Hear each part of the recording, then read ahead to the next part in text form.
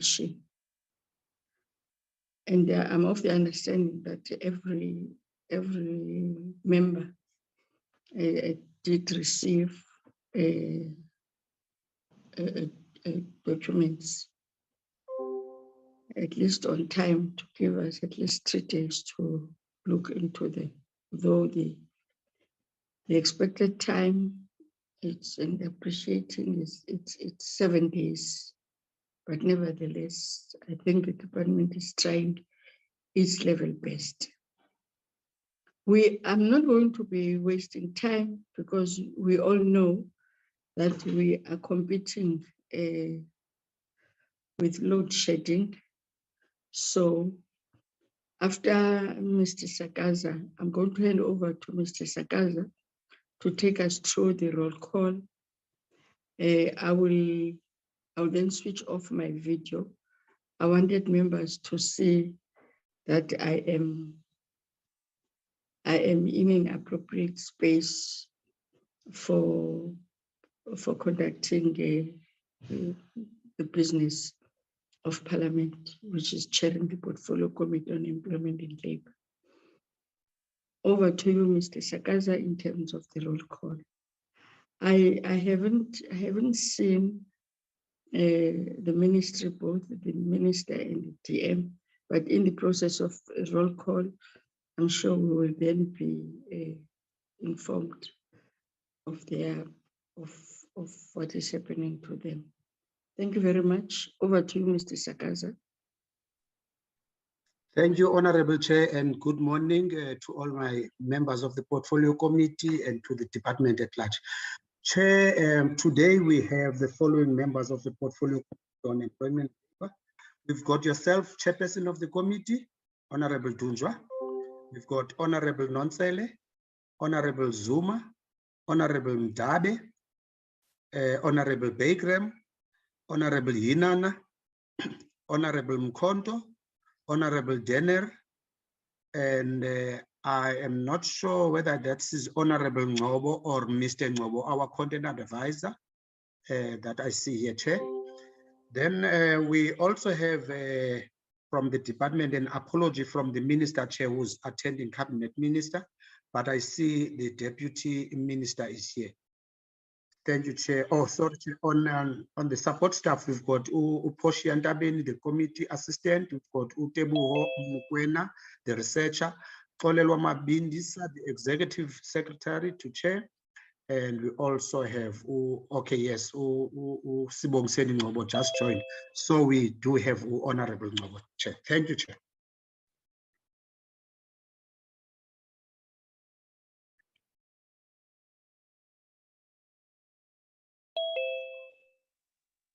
Thank you very much, Mr. Sakaza. Good morning, TM. From the department side, can we just be? I see DG. We've got the, should I say, the whole army. Can we just quickly run through the heads of your team? Over to you.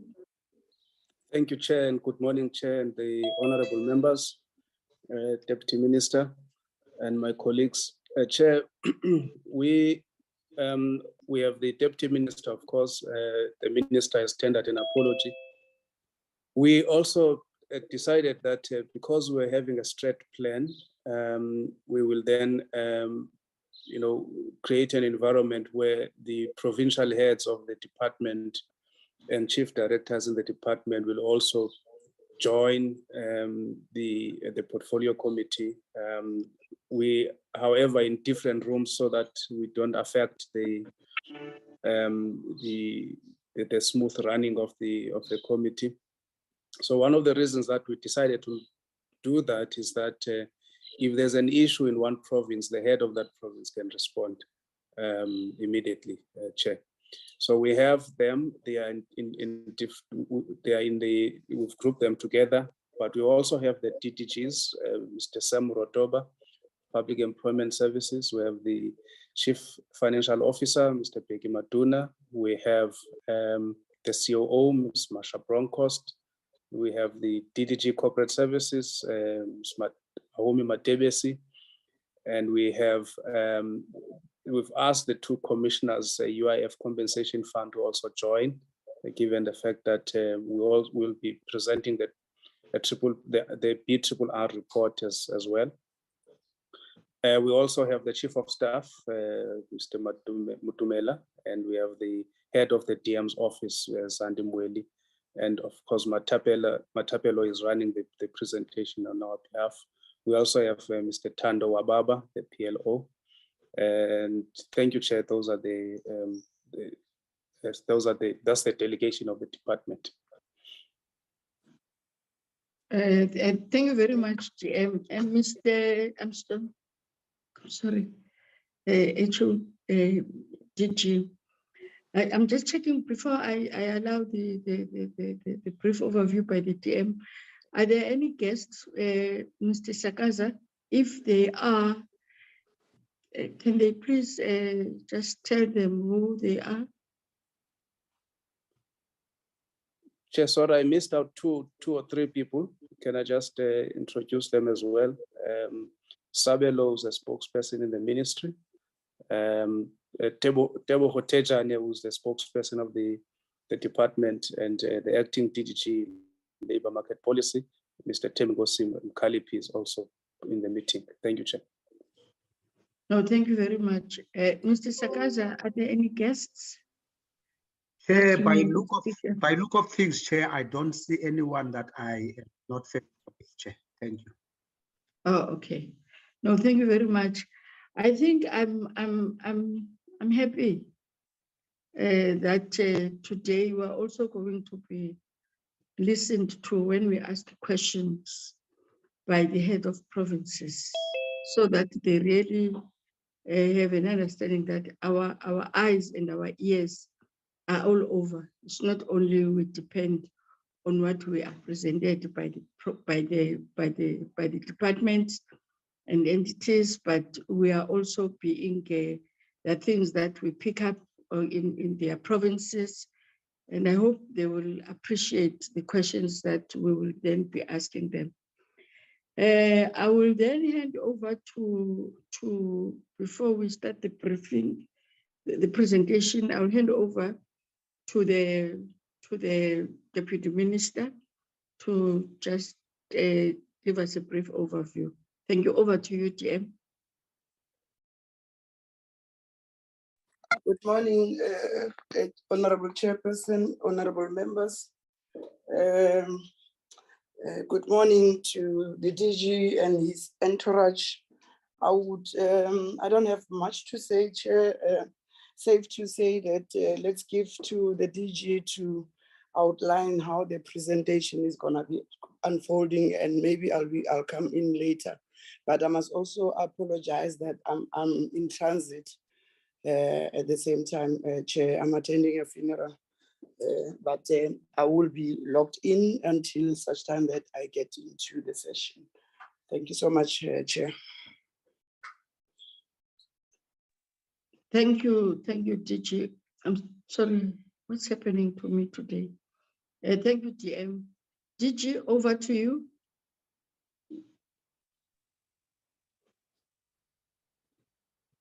Thank you very much, Chair. We would like to sequence, Chair, the presentations in the following manner. We would like to start with the annual report, then we'll do the financial report, we'll do the SCE annual report with their financials, and then we will finish off with the 2021 BRRR response if the Chair and the committee agrees.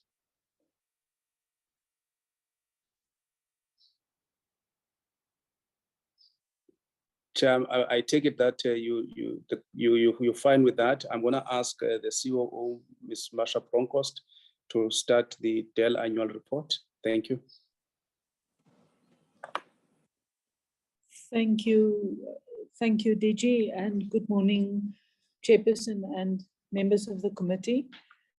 We have circulated the report quite some time ago, so before the weekend, so I'm not going to talk through the whole presentation. I'm going to take out slides which are most informative for this morning. So the first slide I'm going to look at is for members who are following perhaps on their own devices or on hard copies, is slide number 5. I would like to give a comparison between the 4 quarters of the year and then which led then to the result of the department in terms of our performance and the achievement of our targets. In quarter 1, the performance of the department was 73%, and it improved a little bit to quarter 2 to 75%. Then in quarter 3, on slide number 6, it took a bit of a dive, and the performance was 67%. And in quarter 4, our performance lifted to 81%. If we move then to the next slide, slide 7, you will see that our annual performance of the department was 64%. And if we move to slide number 13. Slide number 13, please, Matapelo. Here, it gives us a breakdown of what the performance was like per program. In terms of program 1, administration, there were 8 planned indicators, of which they have achieved 5, or 63%. Inspection and enforcement services had 4 planned indicators, of which they achieved 1, which is 25%. Public employment services had 6 indicators, of which they achieved 5, which is 83%. And then labor policy, industrial relations had 10 indicators, of which they achieved 7. That is a total of 70%. So for the year, the department had a total number of 28 indicators, of which we have achieved 18, or 64% of the indicators. On the right, you would just see that I did a graphical explanation, and the 85% of the budget that we have spent compared to the achievement of 64%. On slide 14, I have made a comparison between performance for 2020 versus 2021 versus 21-22. And members will note that administration has had a substantial improvement in their performance last year from 25% to 63%. Inspection and enforcement services had a decrease in performance from 50 to 25%. Public employment services stayed on 83%. Labor policy, industrial relations went down from 90% to 70%. And then the total performance of the department audited performance was 61% in 2021, and the audited performance was 64% in 21-22. Chairperson, I would just like to give a brief overview of the performance of the provinces for 2021, and in 2 of the programs, the program inspection and enforcement services and the program public employment services. If we look on the left, you'll see firstly it's inspection and enforcement services. The annual performance for most provinces was lying at 67%, and the area where there was non-achievement was the inspections of workplaces. However, there are 2 provinces which are of concern, and that is Limpopo and Mpumalanga, who achieved only 33% of their indicators for this financial year. On the right-hand side for public employment services, I think we've gotten used to 100% performance by provinces by now, except that we see that in Gauteng and KwaZulu-Natal, the performance was lying at 75%. Chairperson, with your indulgence, I would like to focus on the areas of non-achievement for the different programs so that we could explain and reflect on what that is. Firstly, the program 1 administration, excuse me, the first problem area or area of underachievement is that of the vacancy rate. I think members are aware that we have for the last number of years had a challenge in achieving this indicator. At the end of the financial year, we had a vacancy rate of 6.56% versus the target of 3%. We also had a challenge in finalizing the excuse me, ER cases. 64% of the cases were completed and that was against the target that we had of 90 days. Then the financial statements were also, the interim financial statements were submitted late because the audit were not finalized, and it was difficult for us to finalize the interim financial statements. The reasons advanced for why there's a vacancy rate is, especially with our lower level posts, we receive a huge number of applications, sometimes up to 20,000 for one post, when it's advertised on the DPSA website, as well as on our own website. And that leads to challenges in the capacity of our people that have to capture these applications on the system.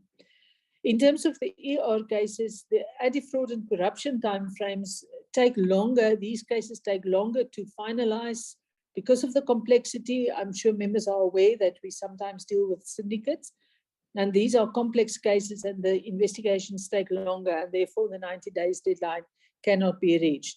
I think I have already spoken to the issue of the interim financial statements.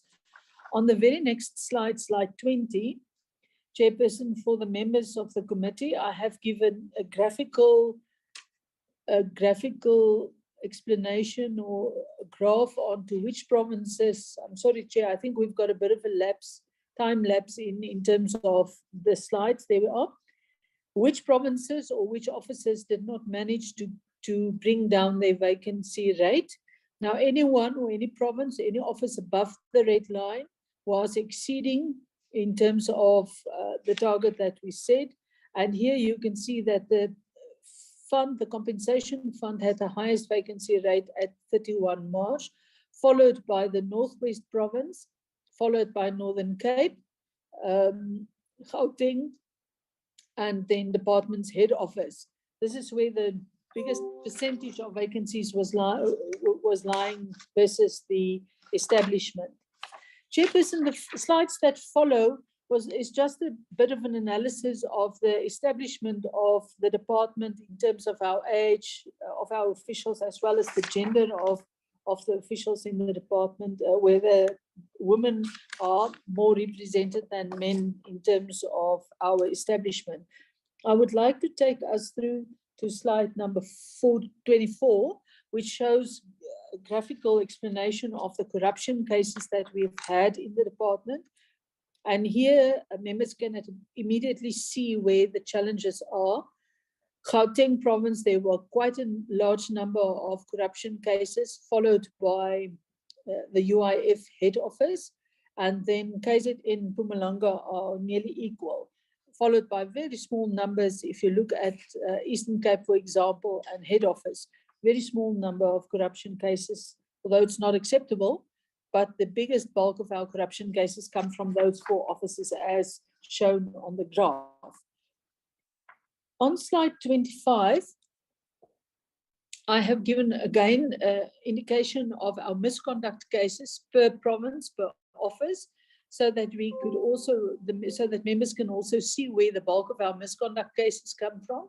Here, the biggest bulk is the compensation fund, followed by head office, followed by Mpumalanga, and then Eastern Cape, Gauteng, and going down from there. On slide number 27, I have made available the types of misconduct that we have dealt with in the department in the financial year 21-22.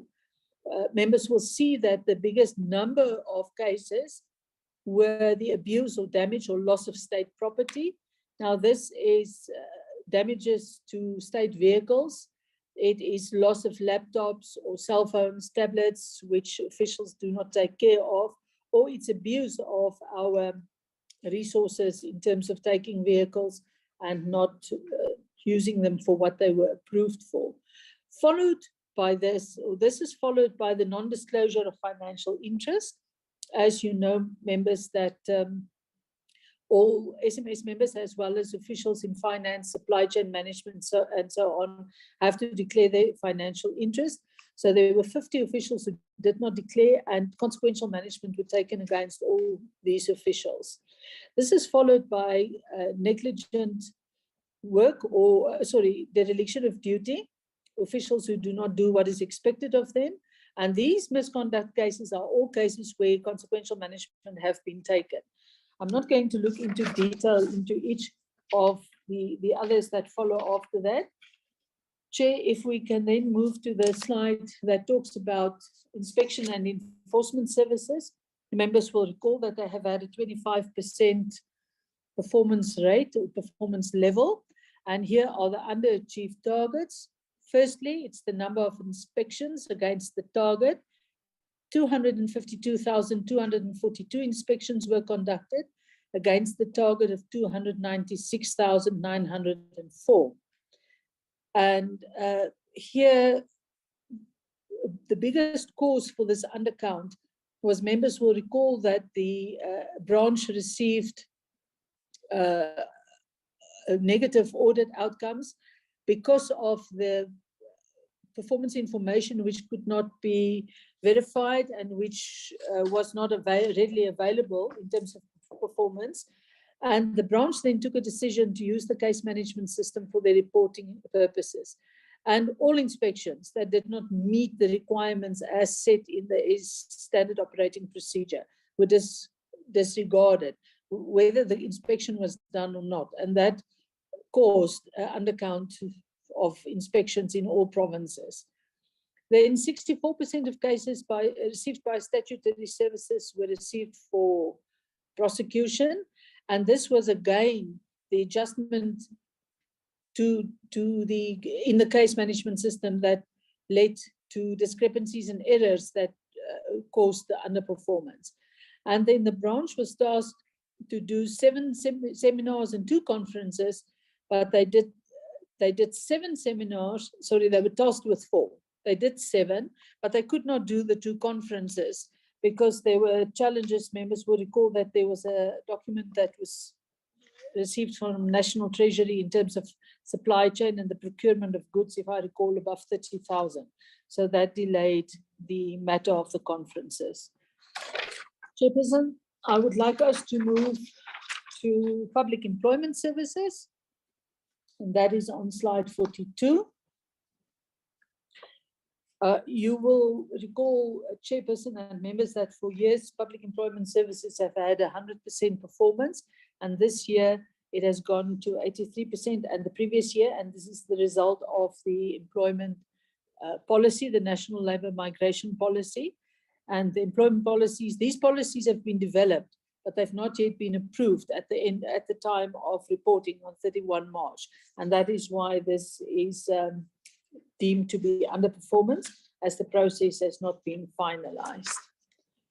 The last program for the department that I would like to focus on, Chairperson, is that of Labour Policy and Industrial Relations. This program has also shown a marked decrease in performance. First and foremost was the bill. The Select Committee of the National Council of Provinces published the bill, the Employment Equity Amendment Bill, but it had at that time still to be voted and to be assented to by the President. Then the midterm report in terms of bilateral and multilateral engagements of the department was produced and submitted, but it missed the deadline, and therefore it was deemed to be underperformance. And then the annual job opportunity and unemployment research and reports in the labour market, it was produced and submitted, but it was again after the deadline that was given, and therefore it was also deemed to be underperformance.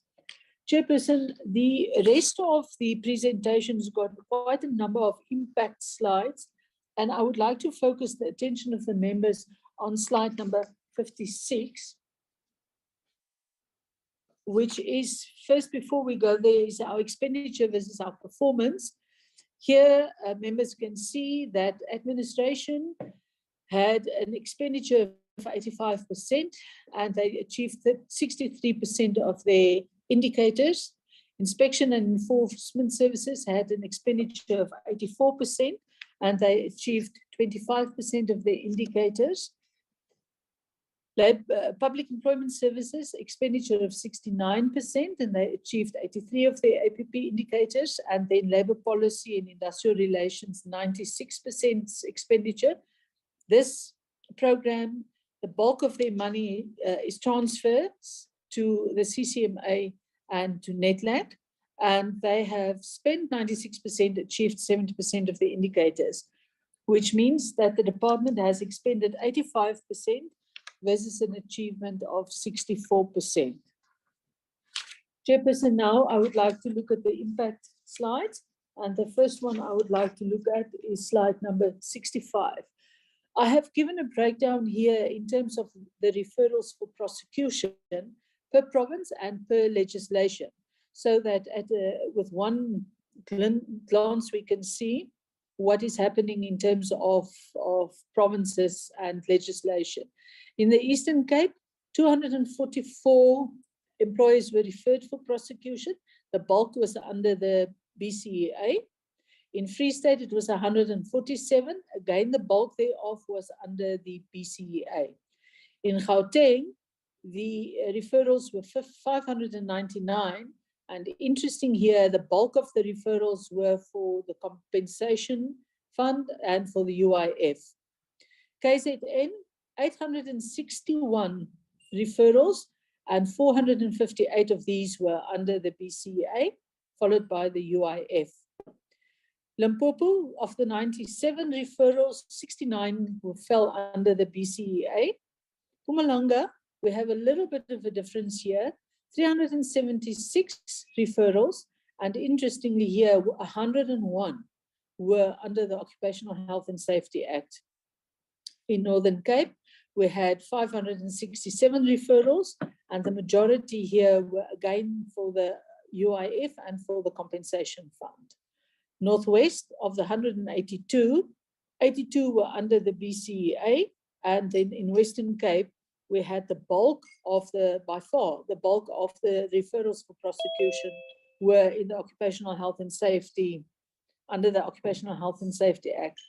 Chairperson, then at the bottom here, excuse me, you'll see that 103 employees were referred for employment equity, 1,070 for BCEA, and members will recall that BCEA also takes care of the national minimum wage.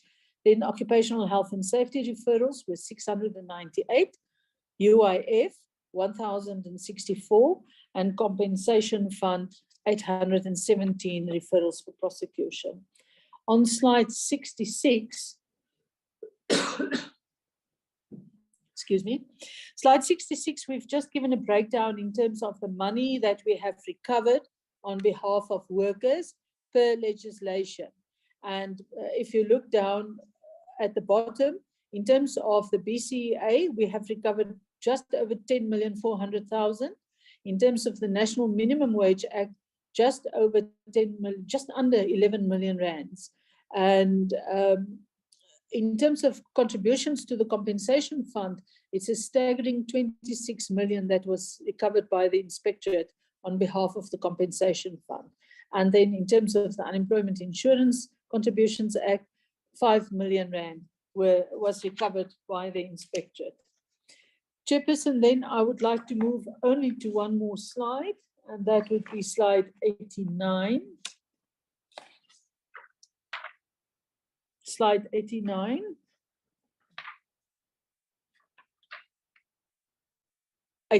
This is public employment services.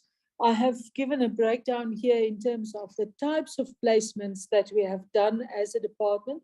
Of the total number of placements we've had of 67,058, 78% of these are placements in jobs of contract nature. 16% were in temporary opportunities, 4% in permanent opportunities, and the remaining 2% are classified as other income generating opportunities. Chairperson, that takes care of my presentation. Thank you very much.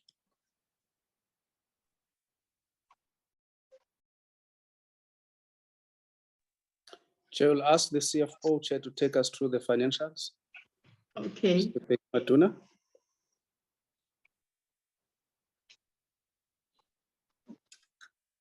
Good morning, honorable members. I'm here to present the. Sorry, DJ. Can we see their faces? Can we see his face? Because we saw yours, we saw that just to show us your face, and then you can switch off your camera. That is not a robot, Chair. What is my? Okanye angabi kanti ulele.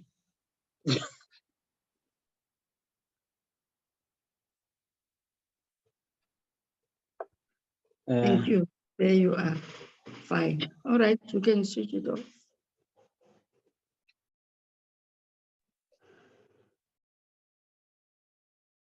You can switch it off your camera because it may have a problem in there. Otherwise, we're fine.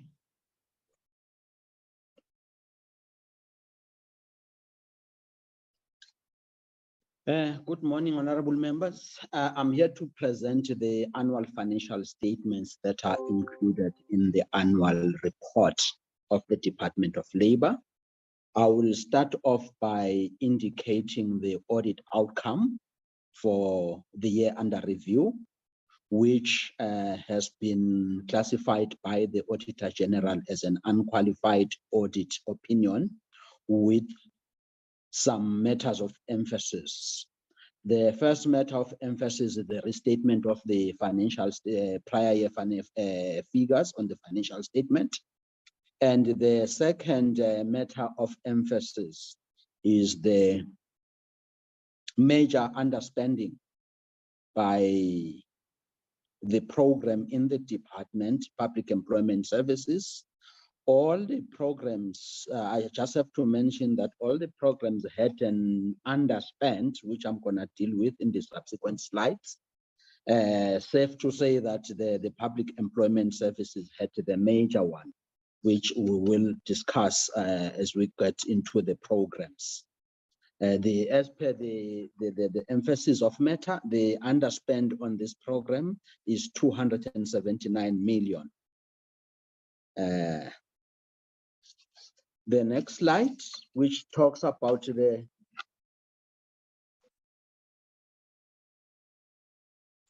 next slide, which talks about the figures. The department achieved the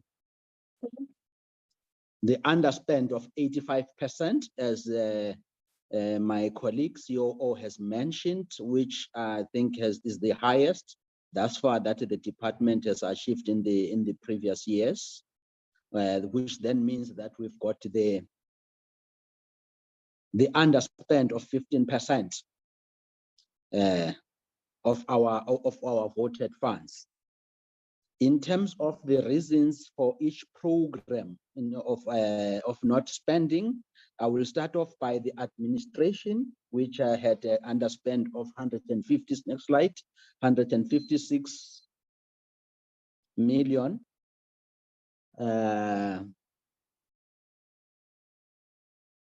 Which lies under this economic classification, compensation of employees, goods and services, and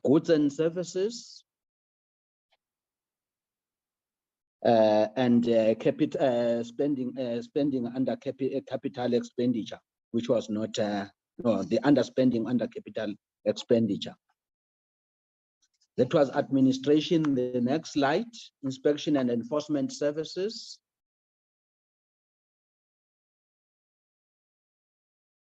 Under enforcement, inspection and enforcement services, the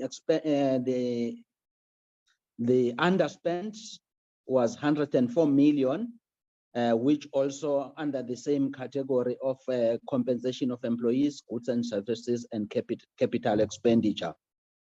Next slide, public employment services. Overall, public employment services had an underspend of 279 million, which we can, I think, in terms of the second one, but last bullet indicates that the major underspend was the The amount that was supposed to have been transferred to GTech of 238 million, which was not transferred due to non-conclusion of some SLA with GTech on the deliverables of this amount. That resulted into us not transferring that amount of 238 million for pathway management to GTech in the year under review. This has since been corrected, and the transfers are now running smoothly with GTech in the current financial year. The balance of the expenditure lies also on all the economic classifications of compensation of employees, goods and services, transfers, as I've mentioned, were the pathway management and capital expenditure. Next slide, please. Labor policy and industrial relations. There, the expenditure of next slide. The expenditure of 45. The under expenditure of 45 million, which was as a result of the amount that was earmarked for the job summit. Next slide. The amount that was earmarked for the job summit, which was earmarked to take place in December of the financial year under review. Unfortunately, due to COVID, that was postponed to May, which then results that in that financial year we could not spend that amount. The balance of also the under expenditure also lies on all the other economic classification of compensation of employees, goods and services, transfers, and capital expenditure. The next slide represents the graph of the represent the amounts that have discussed in a graphical format. Can we move over to the next slide with figures, which indicates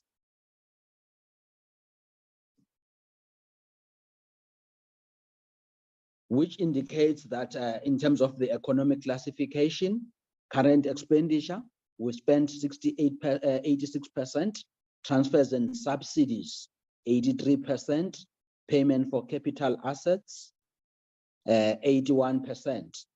That will then give us the total expenditure of 85%. The adverse of that is the under expenditure of 15, the underspend of 15%. I have mentioned the major contributory factors in terms of our expenditure of GTech, and also have to indicate that if we put the GTech expenditure aside, the expenditure for department would have been 8.5% if we exclude the GTech transfer payment that we had to make. The next slide is also the same information that I've presented in a graphical format. Can we then skip over and move to the next slide with which indicate the expenditure or in terms of the economic classification, and also to indicate that most of the footnotes at the bottom of the slide, which indicate our expenditure less. What I wanted to impress here is our expenditure less the transfers and subsidies that we pay to our entities, which, if we exclude that, our expenditure is 85.7%. The next slide, which probably is the last one, which talks about irregular expenditure and fruitless and wasteful expenditure. In the year under review, we had an irregular expenditure, or incurred irregular expenditure to the value of 17.9, almost 18 million. That is in our financial statements. This was mainly due to the ICT related contracts that were not approved by DBEC, and also the fruitless and wasteful expenditure of 285 million as a result of the damages to our vehicles. I think that is the last slide. Thank you.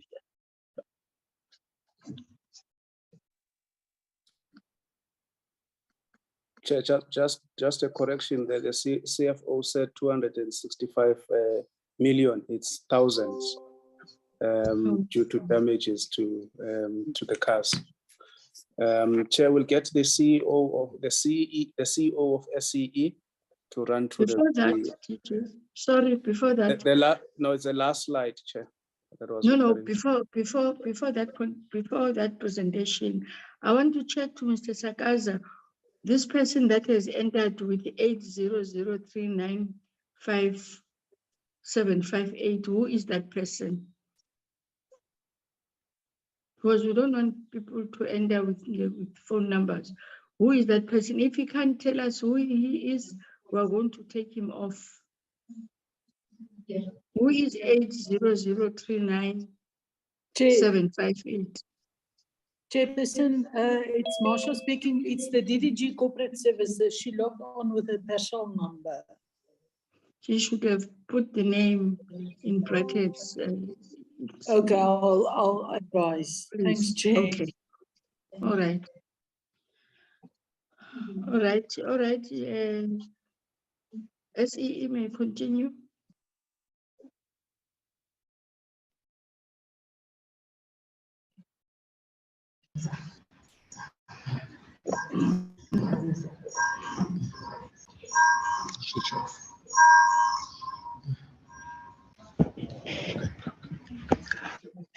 Thank you so much, Chairperson. I'm using Mr. Morotoba's laptop, so I can just go through the presentation. Sorry, CEO, the Chair is speaking. Chair? I'm saying the challenge with this presentation, it's not, the slides are not numbered, not unless it's my screen. Thanks so much, Chairperson, once again. If we can go straight to slide number 4, please. Yes, just wait a little bit, CEO. The Chair is saying the slides are not numbered. Can you just quickly number the slides quickly if you can. We apologize for that, Chair.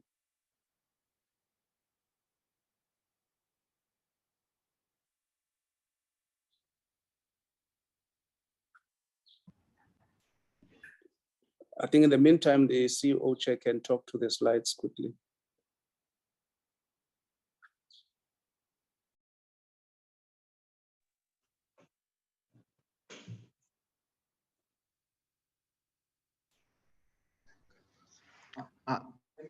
Thank you so much once again. So if we can just go to that slide with annual performance targets.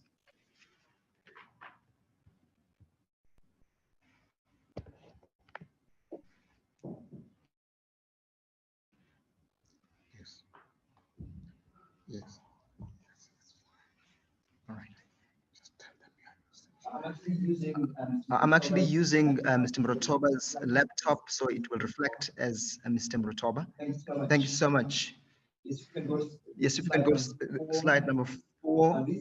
And these are basically SEE's performance indicators. We had to deliver 5% growth in revenue, and we had to create additional employment opportunities for 25 persons with disabilities, and also we had to deliver 5 sales contracts. I say that we've met the target for persons with disabilities. We delivered to 25 people. In other words, we employed these people in different factories, and I'll showcase that in the next couple of slides in which provinces were these people absorbed. In terms of 5% growth, unfortunately, we did not make that target. We declined by minus 33%, and I will showcase again what were the issues around that, and I can assure members that that has been rectified. In terms of sales contracts, I'm happy to report that we exceeded the target of 5 we ended up on 6 customer agreements. If you can proceed to the next slide, please.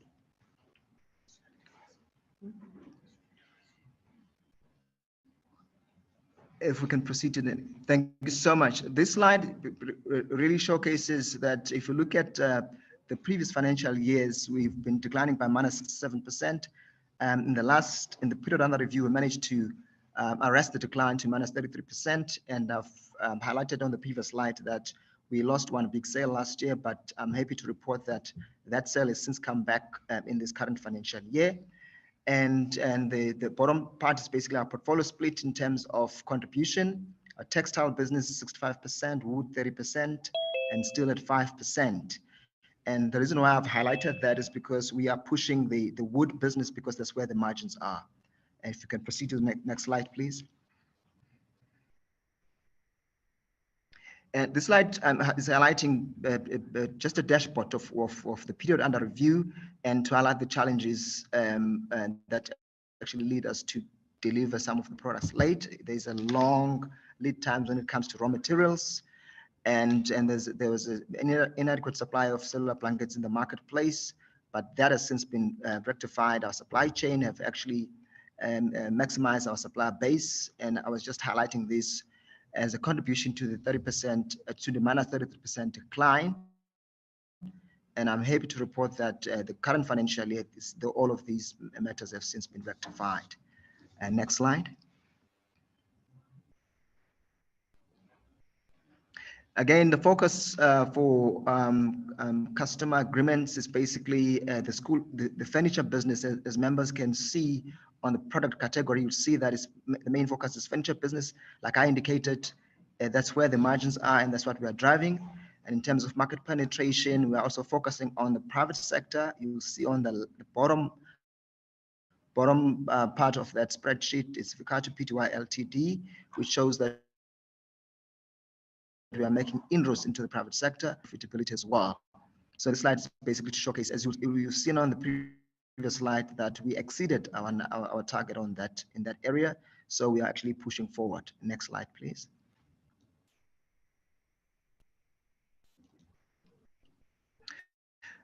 This is an impact analysis for factories. You'll see that I've mentioned that we've met our target for additional employment opportunities for persons with disabilities. You'd see we in the third quarter we had 10, and then we had 15, and the final number is basically 25 for the period under review. You'll see in the Eastern Cape we absorbed 5, which is the province that is badly impacted by unemployment, and Northwest we employed a number of people there, as well as Gauteng. So we've made a difference in terms of employment creation for persons with disability in those areas, and we continue to focus on that, obviously making sure at the same time that SE remains a sustainable an entity. So that's for the period under review. We can proceed.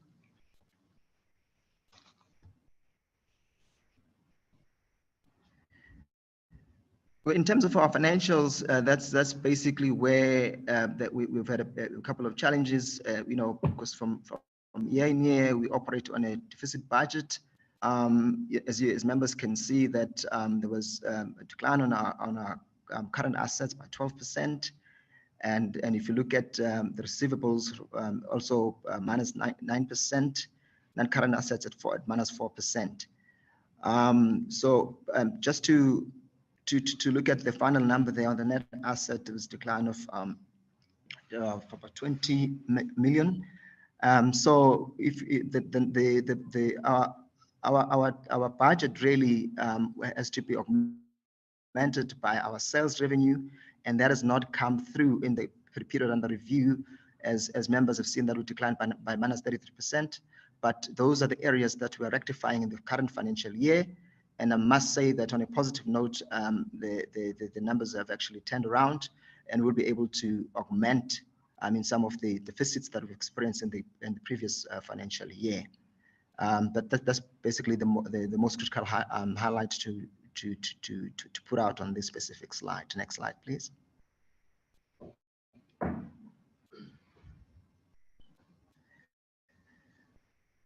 Yes, if you look at if you look at our operating cost, I mean, you'd imagine that we're operating 12 factories across the country. So there are serious overheads in terms of operations. And if you look at our sales of goods, it's really not matching our costs. So it's a struggle that I've mentioned in the previous slide. But you know, I mean, if you look at our transfers and our services in kind, you know, the number, we still have negative numbers in our, but particularly on our operating cost, which is a major issue. Like we mentioned, we operated on a deficit of 20 million, and then we could not, our sales revenue could not augment our allocated grant. And as I mentioned, on the services in kinds to property rentals and shared services with the department, it's reflected on that as well. And but the main thing is the almost 90% of our grant or of our budget allocation goes to salaries, because we have to make sure that we pay our factory workers. So that's basically has been a challenge, and there have been a number of challenges where we had to go to Ccma to actually rectify some of these things. So there's a lot of money that is spent in that area and on our production cost as well. So that's basically the most critical part on that slide. If you can move to the next slide, please.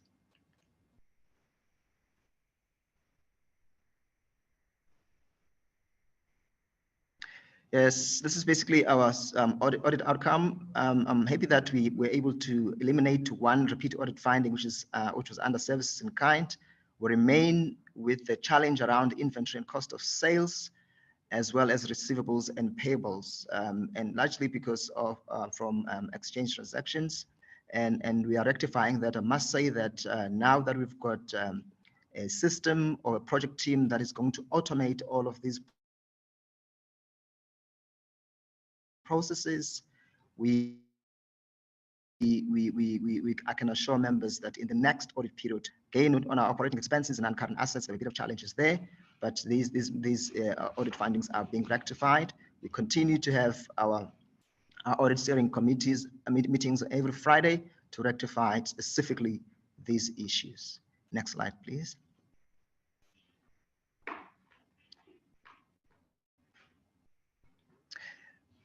Again, like I've mentioned, we've got a CISPRO enhancement project team in place that is looking at automation. It's looking at the entire SEE value chain in terms of integration. So that will enable us to produce financial reports and also integrate the entire value chain, like I've mentioned. We continue with the SEE audit steering committee meetings every week to look at every audit finding and rectify it. We are capacitating the finance team at SEE, and we've also looked at the irregular and fruitless expenditure. We've got the report, we are acting on it now. And I must say that we've executed some of the recommendations, but it's an ongoing process. Next slide, please.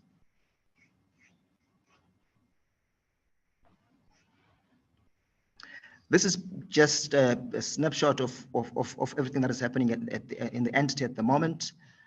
Which I've mentioned before. It's just a summary, so I'm not going to go through it again.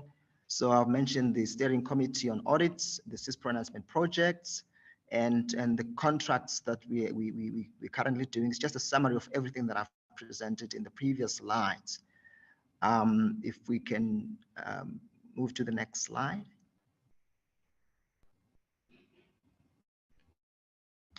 That's basically the where we are in terms of our audit action plan. We've implemented 29%, which relates mostly to the adjustments that were recommended by the AG. But again, like I've mentioned, that we are making inroads when it comes to making a difference here. And we're looking at our record keeping. Hence, we want to make sure that we look at these things on a weekly basis to eliminate, first of all, the issues around record keeping and making sure that the evidence as required by the AG is available. So we've rectified that, and by the time we get to the next audit period, that 29% would have moved, because I can assure members that we are more than prepared for the next coming audit. Thank you very much.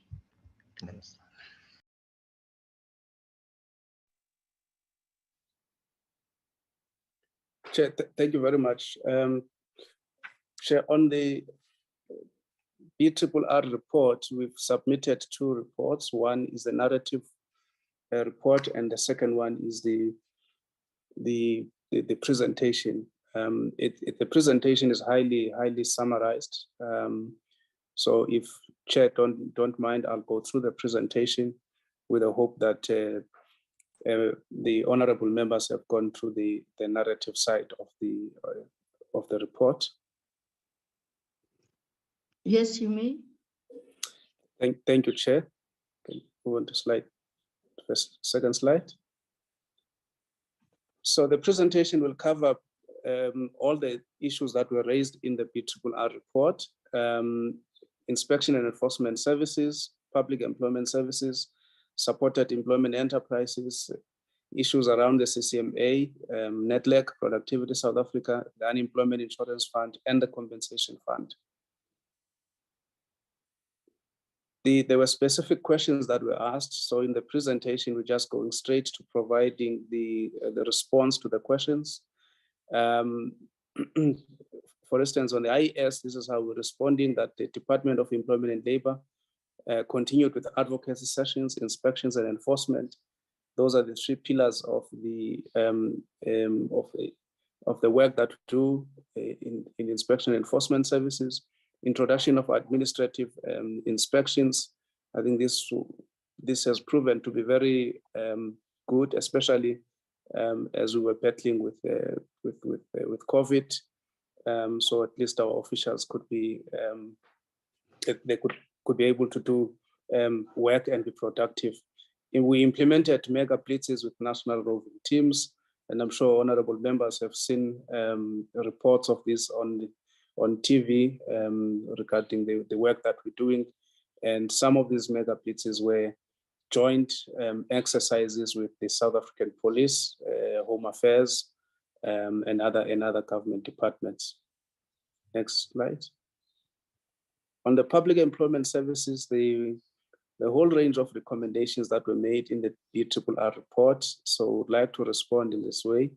We have a draft national employment policy that has been before cabinet, and we send it out for public comment. We've received excess of 600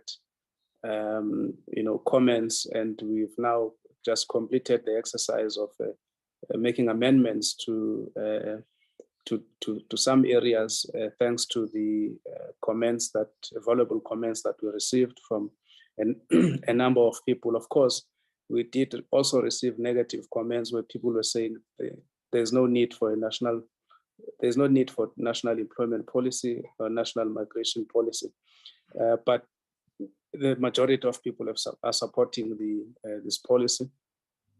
On the Presidential Youth Initiative, we've been reporting on this work consistently.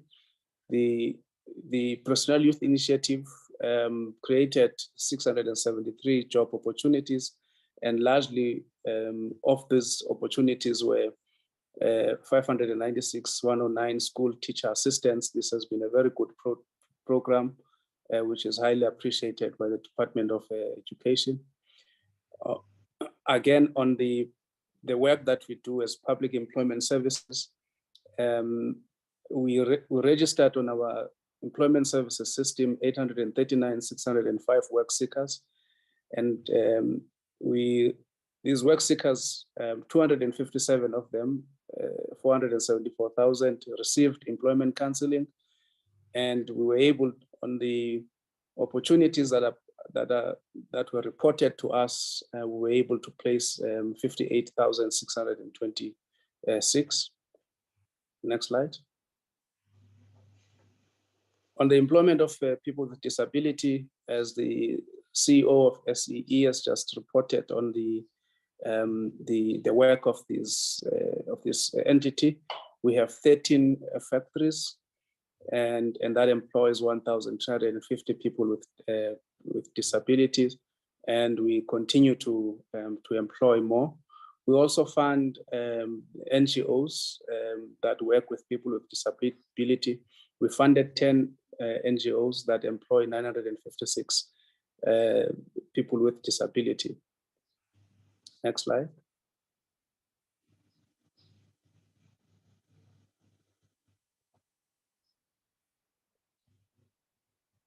If we look at the unemployment, we improve coordination to maximize impact. We're working very closely with a whole range of people, including the project management office, the Harambe and others, to make sure that we improve the coordination around the issues of employment.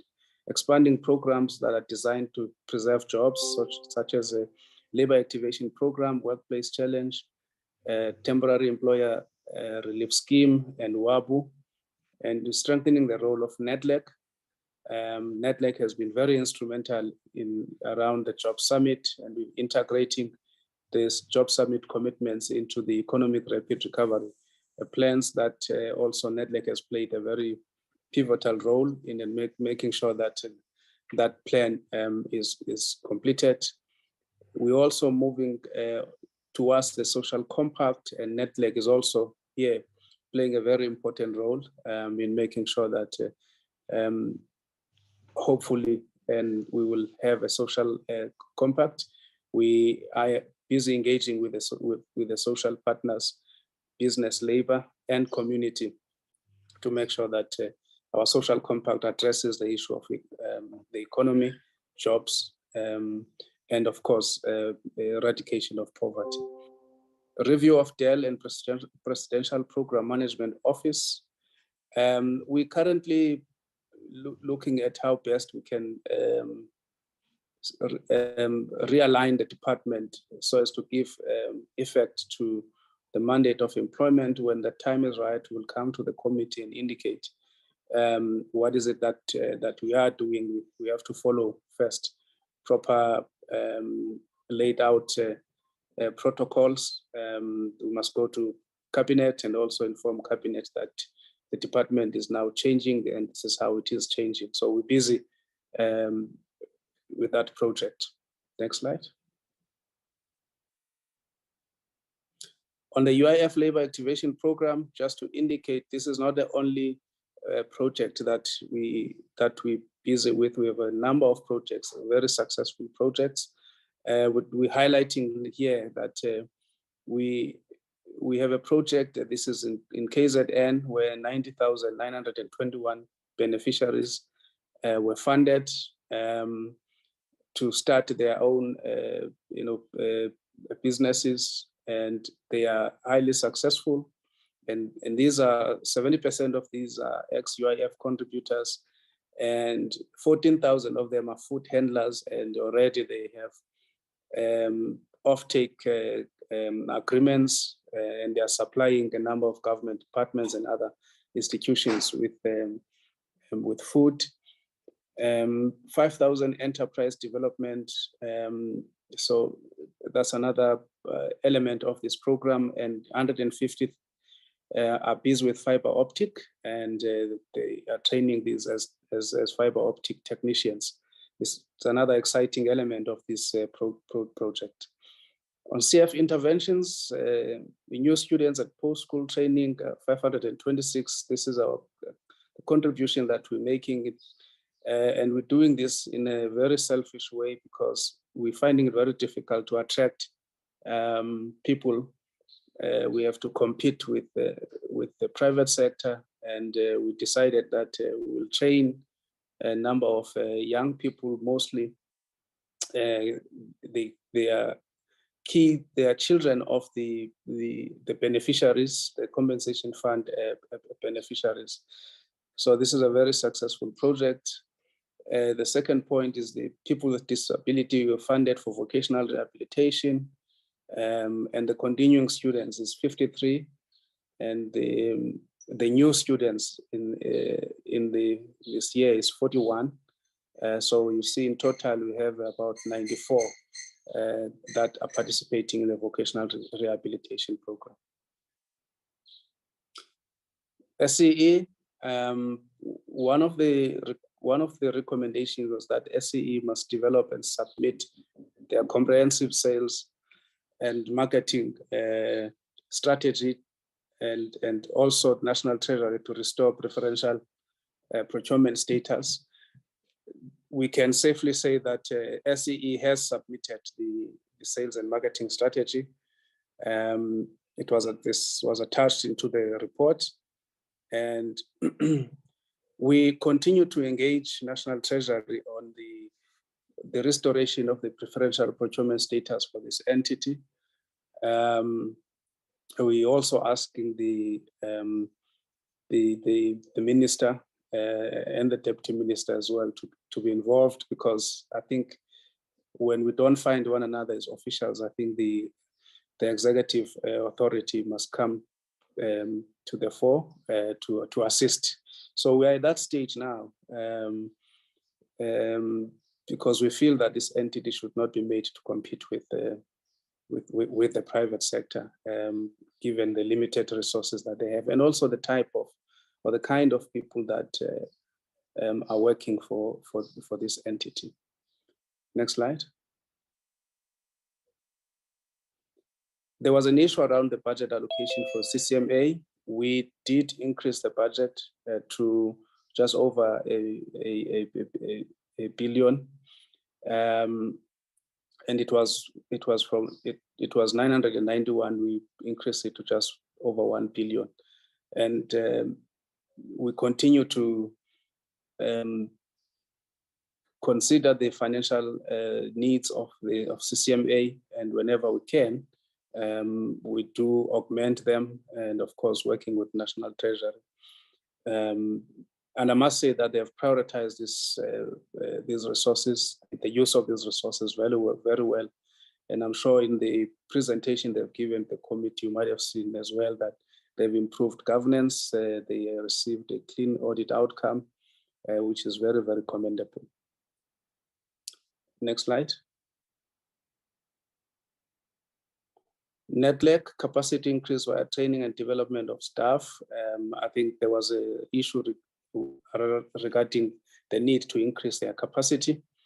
And there's also restructuring of this entity to employ more senior staff with facilitation and leadership skills. Next slide. On productivity, South Africa, this entity continues to do its work, and they have identified and trained 429 productivity champions, and they're disaggregated into those 3 regions, 192 in region 1, 123 in region 2, and 114 in region 3. UIF, as at 15 March 2022, they received 131 fraud and corruption cases and resolved 54. As at 31st December 2021, 21,000 learning opportunities were supported. And during 2022 and 23, UIF will deploy a new ICT system to improve application and payment systems. The reconfiguration of the UIF to have a fit-for-purpose entity will be pursued. And there is a project that is currently dealing with that, not only for UIF, but for both entities, UIF and the compensation fund. Next slide. This is an undertaking that the compensation fund is making, that 6% of assets under management will be allocated to Black asset managers during 2022 and 2023. This is to ensure that there is transformation. Next slide.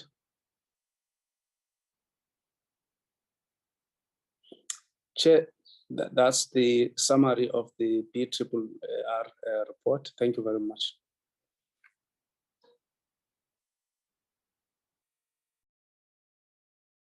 Thank you, teacher, for the presentations. Members, there are the presentations. You will remember the last presentation it's about the recommendations that we tabled in the last BRRR, and we wanted to be taken through on what then has been in action taken on those items, line items that we tabled in our BRRR in the last financial year. Now I will request hands. I see one hand for now. It's Honorable Bagram and Honorable Mkondo. For now, okay. Honorable Kado. Honorable Kado, in that order. Honorable Bagram, Honorable Mkondo, and Honorable, Honorable Bagram, Honorable Mkondo, and Honorable Kado. Thank you. Over to you, Honorable Bagram. Thank you, Madam Chair. I appreciate it. It was a long report, and obviously there are hundreds of questions, but I just thought I'd concentrate on a few. And maybe the DG or the Deputy Minister can comment on both the UIF and the Compensation Fund.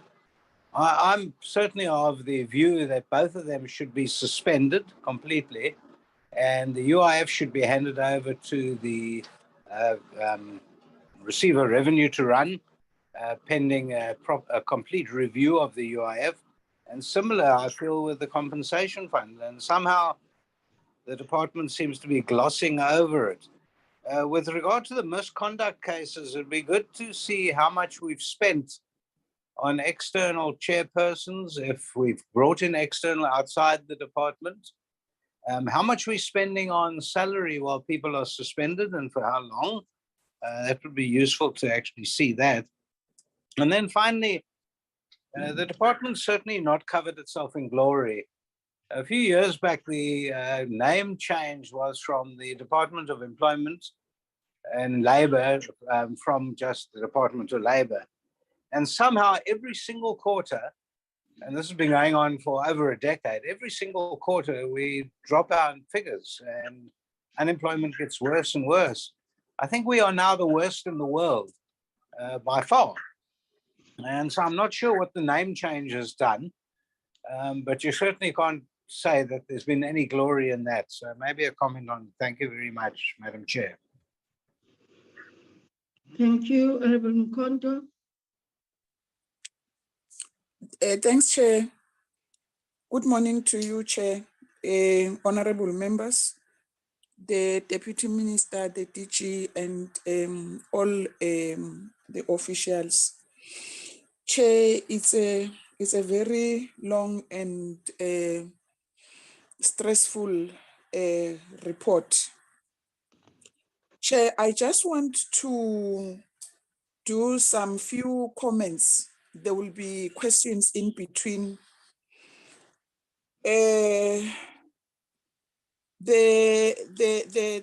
performance, Chair, is not satisfactory at all. And my understanding is that underperformance and under expenditure, it's a serious offense. Maybe in the future we'll be able to see officials that are underperforming in this department, serious consequent management actions taken against them. I will focus, Chair, on the provinces that have underperformed, even below 50%. In inspections, where inspections are needed most because of the farm evictions and farm killings that we see because of the misunderstandings between the communities and the farmers. That's where this department is not performing, and is very painful. Maybe, Chair, we will see consequent management when it comes to such officials in Mpumalanga and Limpopo. And to say, Chair, I think your office, as the chairperson of this portfolio committee, now we know which provinces should be targeted for oversight, because those provinces, Chair, Limpopo and Mpumalanga, they really need our focus as the portfolio committee.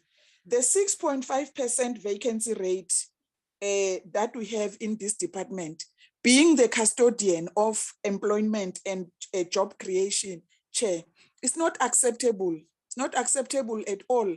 When it comes to that, this department must lead the other departments, must be exemplary even to the private sector. Unfortunately, we are here now.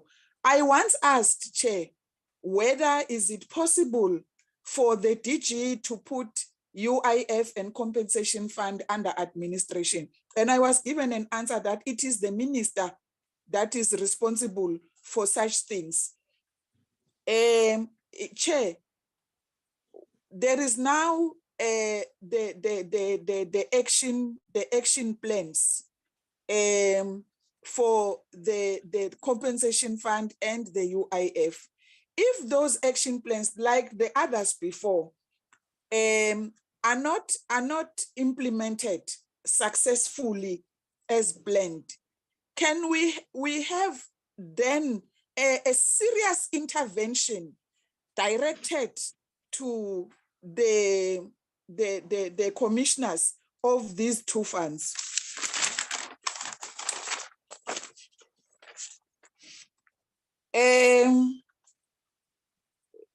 Chair, there is a slide that talks about all the wrongdoings, the frauds, and so forth and so forth. And seemingly Mpumalanga is leading in wrongdoing, and it lags behind in performance. And it's very worrisome, Chair. But my question would be, there is a slide that talks about the money that has been recovered. Where does it go to? Because from does it come back to the department, or does it go to the National Treasury? I understand the budget adjustments within the department, that if this unit did not perform and did not spend, and then it is shifted, as we are told, some funds have been shifted to the Ccma. But then with the recovered funds from the external partners, where does those funds go to? And who is then responsible for accounting in the future, accounting for such funds? Okay.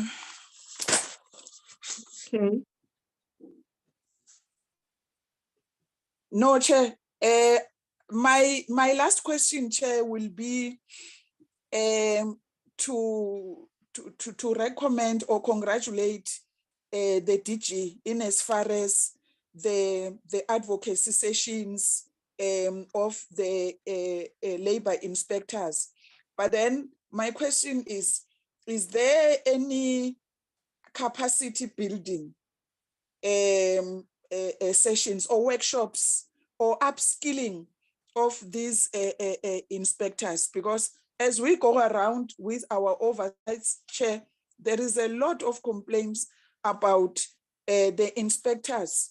I hope, Chair, you will not accuse me of being general, but then I'm asking about just capacity building. Is there any capacity building or upskilling sessions when it comes to the inspectors, so that they improve in what they are doing? Thanks very much, Chair.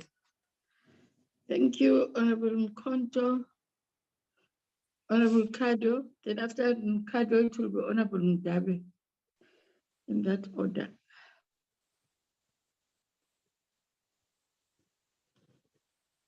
Honorable Kado.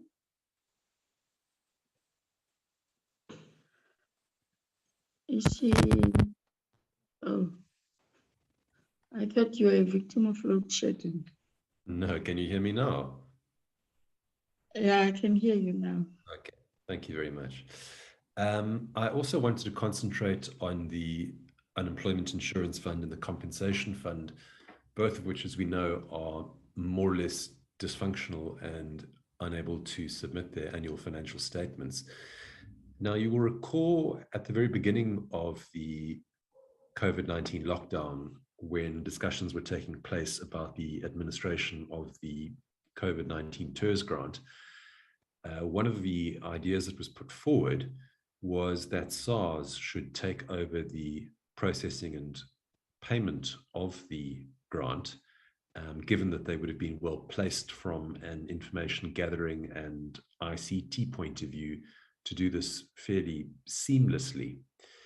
And I think that, although it wasn't an idea that was put into practice in a meaningful way, is something that we shouldn't lose sight of. And I wanted to know whether there might perhaps have been any engagements involving the minister and or the DG with SARS to talk about the tax authority taking over some of the functions involving the processing and payment of claims for both the compensation fund and the UIF.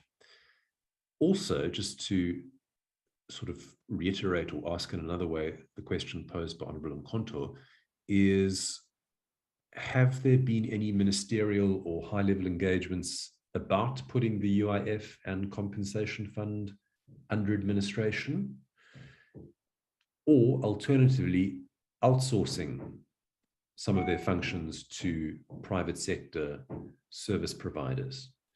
And then finally, I note in the answers to some of our earlier BRRR queries, it is stated that the UIF will deploy a new ICT system to improve the customer experience in the 2022-2023 financial year. And I would like to know more about this. When exactly will it be fully in place? How will it change things? And exactly how is it going to increase the efficiency of the fund? Thank you, Chair. Thank you, Honorable Mdabe. Thank you, Chair, and good morning to you and the honorable members and the Deputy Minister, as well as the DG and the officials all present. Thanks for the report, Chair. My first question is in relation to the annual annual report by the department in relation to inspection and enforcement. There's a slide that talks to the 84% expenditure and 25% performance. Understanding that most of the financial expenditure might be related to the compensation for employees. The challenge is that you have employees that you pay but seem to be not doing work because of the 25% annual performance.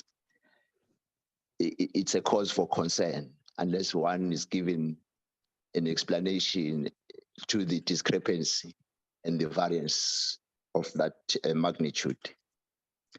The second one, Chair, relates to the APP as well. 1,064 prosecution are for UIF. I tried to look into the report, but I couldn't find how many of those prosecutions were TERS related and how many others were for or that involved fraud and corruption within the department itself. If you look at the report, it talks of about 49 misconduct. One could not therefore then get a clear understanding as to how many of those and the value of those misconduct that relates to fraud were committed by the departmental employees. The fruitless and wasteful expenditure for the department, it's about 26 million. And 23 million of that relates to the unused SAP licenses, license cost, maintenance and support. Now, one wonders, what are the control measures that are being put in place to avoid such future occurrences? It is a concern, Chair, on the part of the SEE, financial management related staff, whether do they have the capacity to perform the duties. If you look at the report of the Auditor General, cast a lot of doubts about the manner in which that department or that unit of finance in the SEE is performing. We asked the Auditor General whether they had discussions with governance structures of these entities, the two funds, and the other entities. And the response was that they do, but they did not want, therefore, then to go further than what we could read in between the line in terms of then the capacity of even those governance structures, in terms of the quality of the reports that are submitted for in-year review, as well as preparations for the annual financial statements. If maybe DG could then highlight to us, really, are there challenges that they have that seems to be a capacity challenge? If they have a plan, can they then share that plan with us? Thank you, Chair. Thank you, Honorable Ndabe.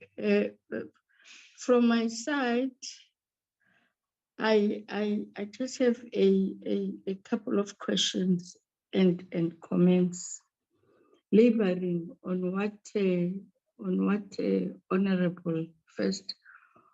Honorable Mkondo has alluded to. It can be, and we must be told in this meeting. And I'm happy that provinces are here, and I would imagine, because you say we're in a strict plan and heads of departments are here.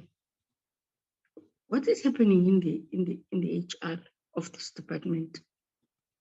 I hear that we receive 1,000 of applications for one post or two. We're not the only department. We're not the only department. It can be. Yes, we have got different views and understanding on the employment mandate. Obviously, you don't advertise post for every government official. I mean, every government department. But we can't have a department that has been given a responsibility to monitor employment in this country. It is the first department every program vacancy. So I don't know whether now, in fact, not that I don't know whether now, I know now you won't be able, DG, to take us through in terms of, apart from what Ms. Bishop has said about the challenges of it. That was very, should I say, it was just a serious and by the way response. This thing of vacancies in the Department of Employment and Labor, it's very serious, which takes me to the question that says, are these funded or unfunded posts?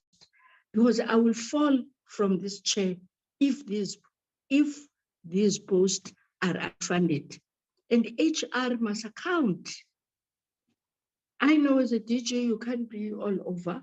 That is why we have got an HR manager. And HR must account, each province is to account why. Same applies with team. There is a team that is to come in and assist. For crying out aloud, there are people employed. Those people are to be paid. There are people that are paid who said, I beg to apply. When interviewed, I am prepared to work under pressure. And we are told that the vacancies, I don't think it is really, it's fair for taxpayers, and it's fair for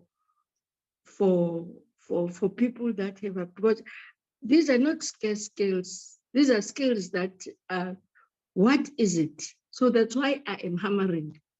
HR is to tell us, DG, or you are to tell us with the minister, because the buck stops with you. Both.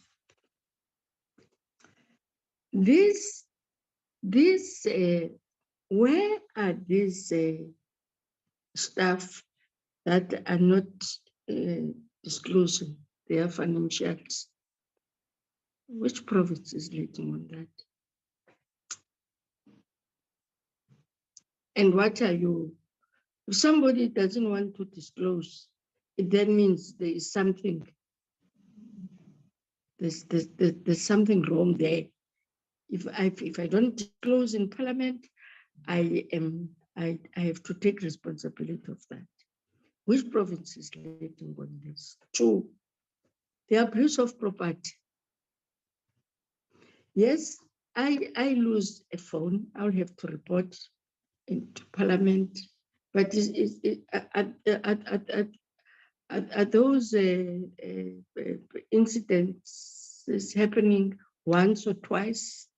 This is not about time that people take responsibility of their actions, because it's not their property, it's property of government, and therefore they can just do as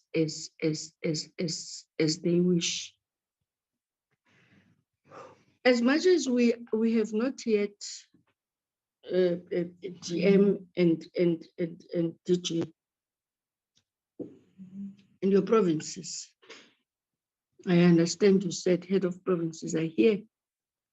As much as we have not yet, and immediately we're done with BRRR, we are going to table that report of our oversight to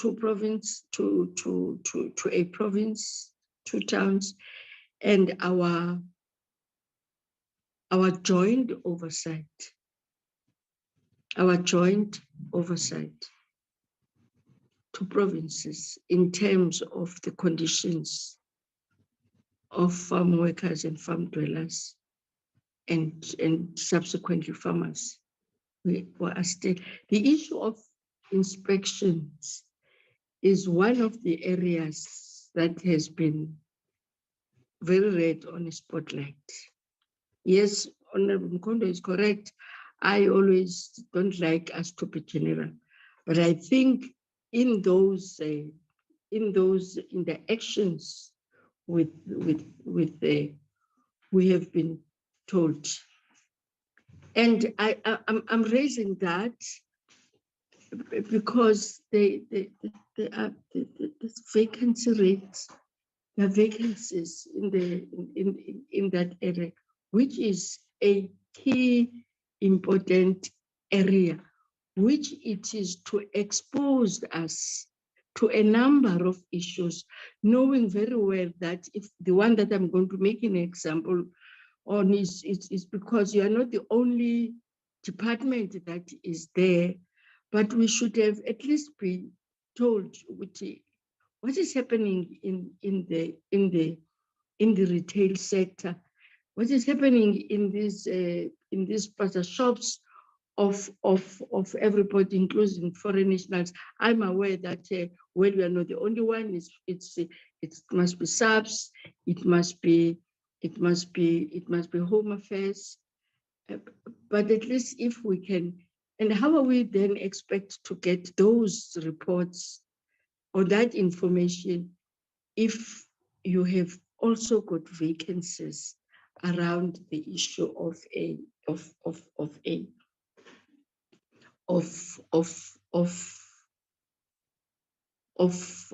inspectors. In terms of AG, I think I don't want to go. Honorable Ndabe has raised those two issues of the Auditor General's report and what is being said by in terms of SEE and the department. Can we be taken into confidence? What is the story about this IT that started in 2017 up to now? What exactly? Because that's where the bulk of your irregular is then located. And these provinces that are at 33%, Mpumalanga and Limpopo. If I can just ask them now, they are here, the heads. When they see that, how do they feel? When they see that percentage compared to other provinces, how really do they feel?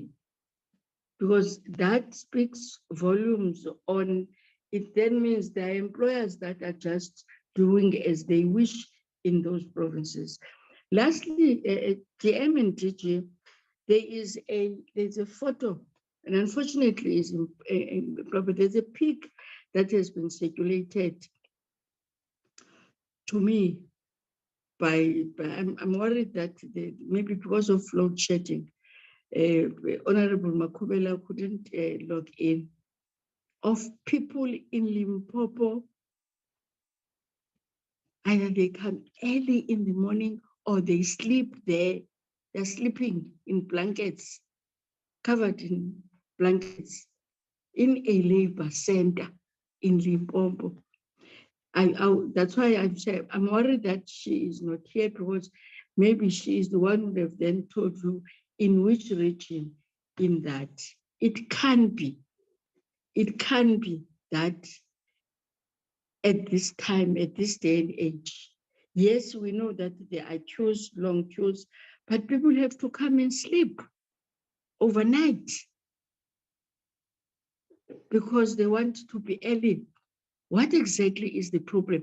You may think that these things are in the periphery. We are asking questions. I don't have a problem in asking questions on a presentation, but for me is that at the end, the questions that we are asking, keep on asking and hammering, are not about us, are not about you, are not about any political party for that matter. It's about this committee trying its level best to ensure that ordinary people, because none of us here, including your staff at DM and DG, including us as members of parliament, we don't wake up and go and sleep outside because we want to be served. We know that we wake up, we go to an institution, we are going to be served. That we know. But it can't be that our people are still, I will circulate that to you, DM and DG. And as I'm saying, I'm worried that Makuba, and if she is here, if she has managed to log in, she must just tell us where that district is so that DM and DG, next week, we are told what has been done. The head of that province must just tell us what is happening there. So I think those are the issues that I think we must, from my side, others has been reflected to by other members. DG, I don't know how we are going to respond, who is going to respond, but I'm handing over to you.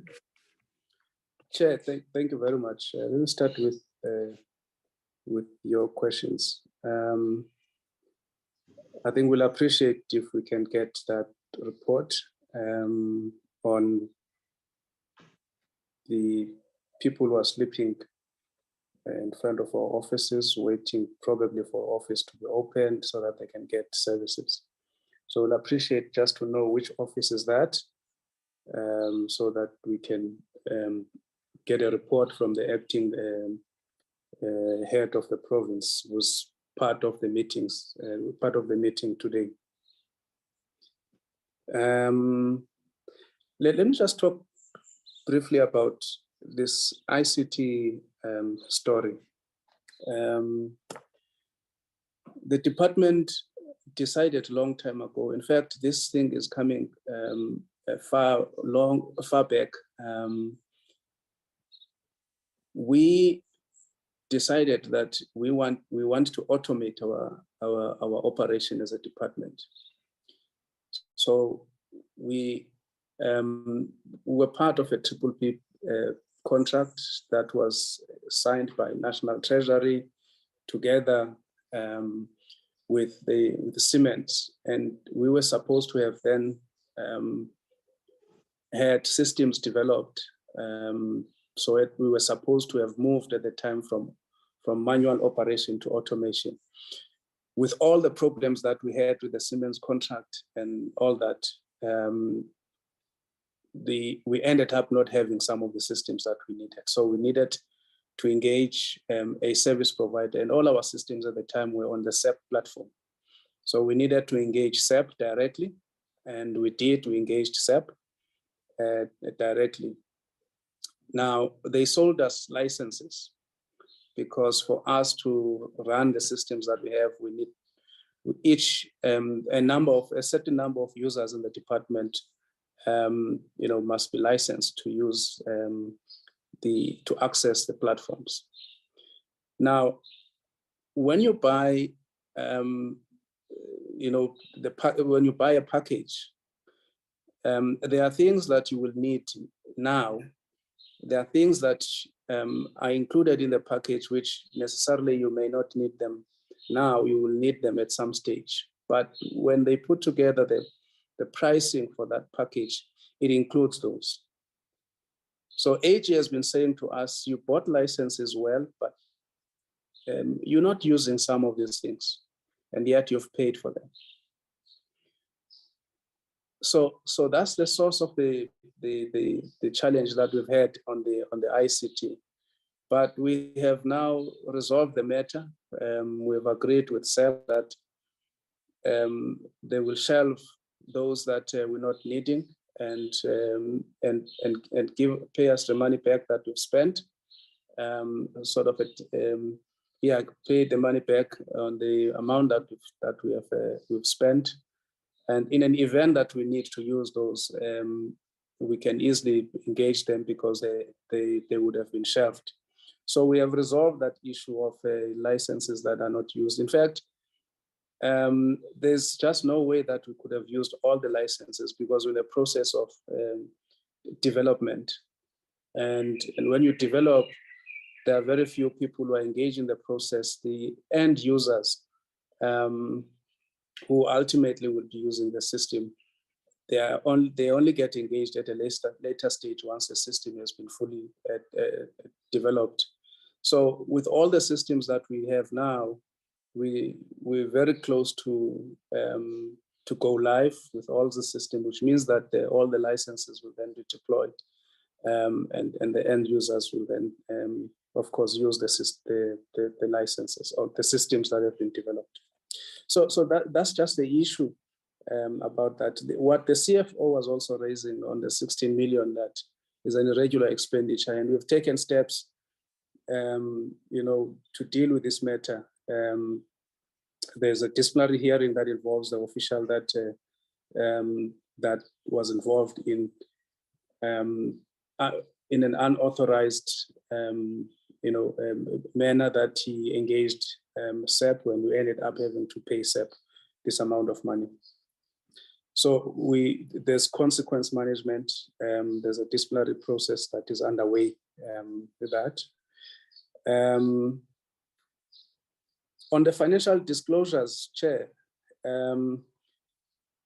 whenever we encounter this, we make it a point that the officials are taken to task. And for us, you're right, there's an indication that if you refuse to disclose, then there's something that you're hiding. And as part of the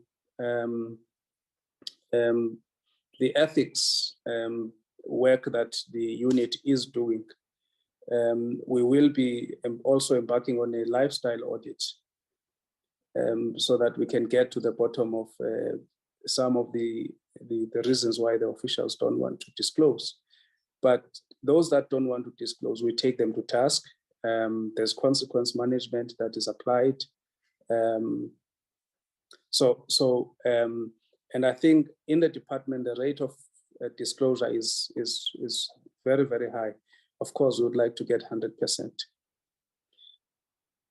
With the HR related matters, I'm going to ask the Deputy Director General responsible for corporate services to talk to this matter. But I do want to make this point, Chair, that this is a very concerning matter that, in fact, in the strategic planning session that we had yesterday, we were talking about this. And as a result, we've taken a decision that all officials will indicate when this, in fact, we've indicated to them when this post must all be filled. If they're not filled, then consequence management will apply. We have been applying consequence management anyway in instances where these posts have not been filled. And you'll see in the report that we've also provided this in terms of the age of we did an age analysis of the vacancies, so as to make sure that it is clear to everybody how long this vacant has been has not been filled. All these posts, Chair, are fully funded. We don't have unfunded posts. All these posts are fully funded. There's a budget allocated, and that's why the CFO was indicating the amount of money that we had to return to National Treasury because of the posts that are not filled. I do want to take the point raised by Honorable Mkondo that we're not setting a good example. It's actually very, very bad that we're not filling posts for whatever reasons, Chair. We are taking full accountability for this. It's actually, it's very, very bad. I know that people often say that because of the volumes of applications that they get, they're unable to do this work on time. there are other alternative ways that we could be doing this if we set our minds in making sure that we address this problem. So we have really no excuse, Chair, for having not filled all these posts. So we have ourselves to blame, but we are doing something to make sure that we address the issue. The issue raised by Honorable Mdabe on the SCE, I think I'm going to ask the CEO to respond to a number of issues that have been raised. But I do want to make this point, though, that I think a picture is beginning to emerge at the SCE, and it's a good picture with an appointments that we've made recently, and that includes that of the CEO and the CFO.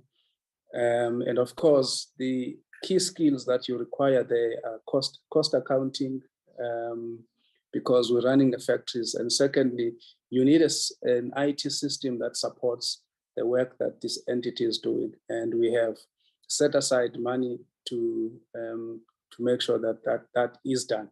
That's why the CEO was talking about the systems development, to the enhancements to the system that they've been using called CISPRO, which is a long and old system. And that forces them to sometimes do things manually. And that's where errors, do occur. We want to make sure that we move towards automation of the operations of this entity in full. But the CEO will say something relating to that. I think I have responded to the issue of irregular expenditure, which is 23 million relating to unused licenses. And this is a matter that we now addressing with SEP, with SEP themselves. I suppose on the question on 1,064 prosecutions, how many of those prosecutions were TERS related? I think the UIF commissioner is here. I'll ask him to respond to this. And the DDG Corporate Services will also talk to the issue of the fraud related cases in the department. I want to make sure, Chair, today that people earn their salaries. So that's why I'm delegating a lot of these things. It's a pity that the DDG responsible for inspection enforcement services is sick, and she's been sick since yesterday, because I would have wanted her to respond to the issue of 84 expenditure versus 25% performance. But the response that I can give here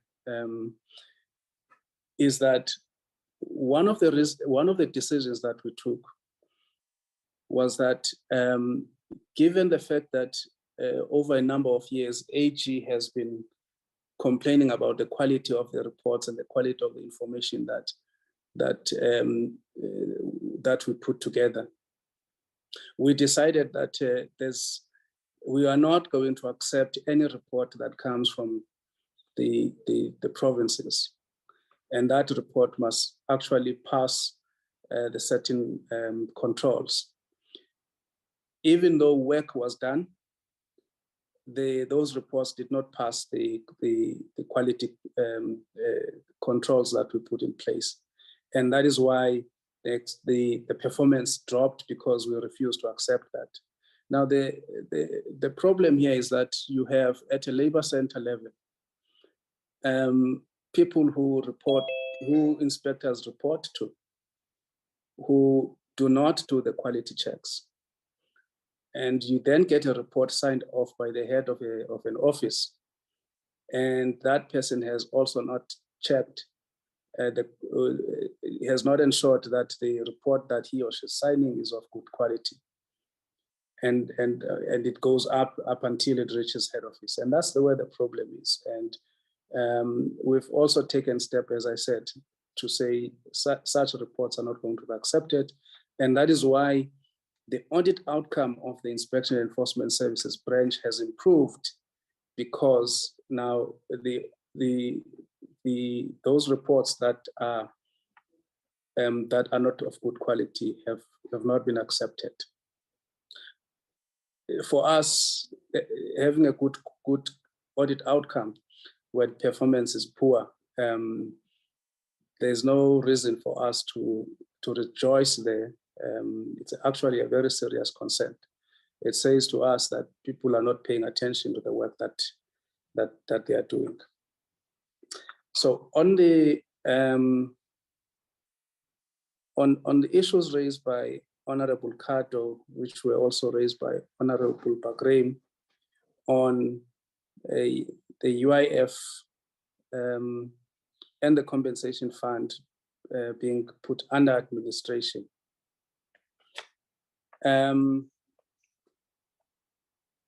We came to the committee, the minister, myself, and the deputy minister, together with the commissioners. We then said to the committee, here is the plan. Here are the plans that we're going to implement to improve the audit outcomes of these two entities. And the committee accepted the audit action plans that we put together. And we are implementing those audit action plans.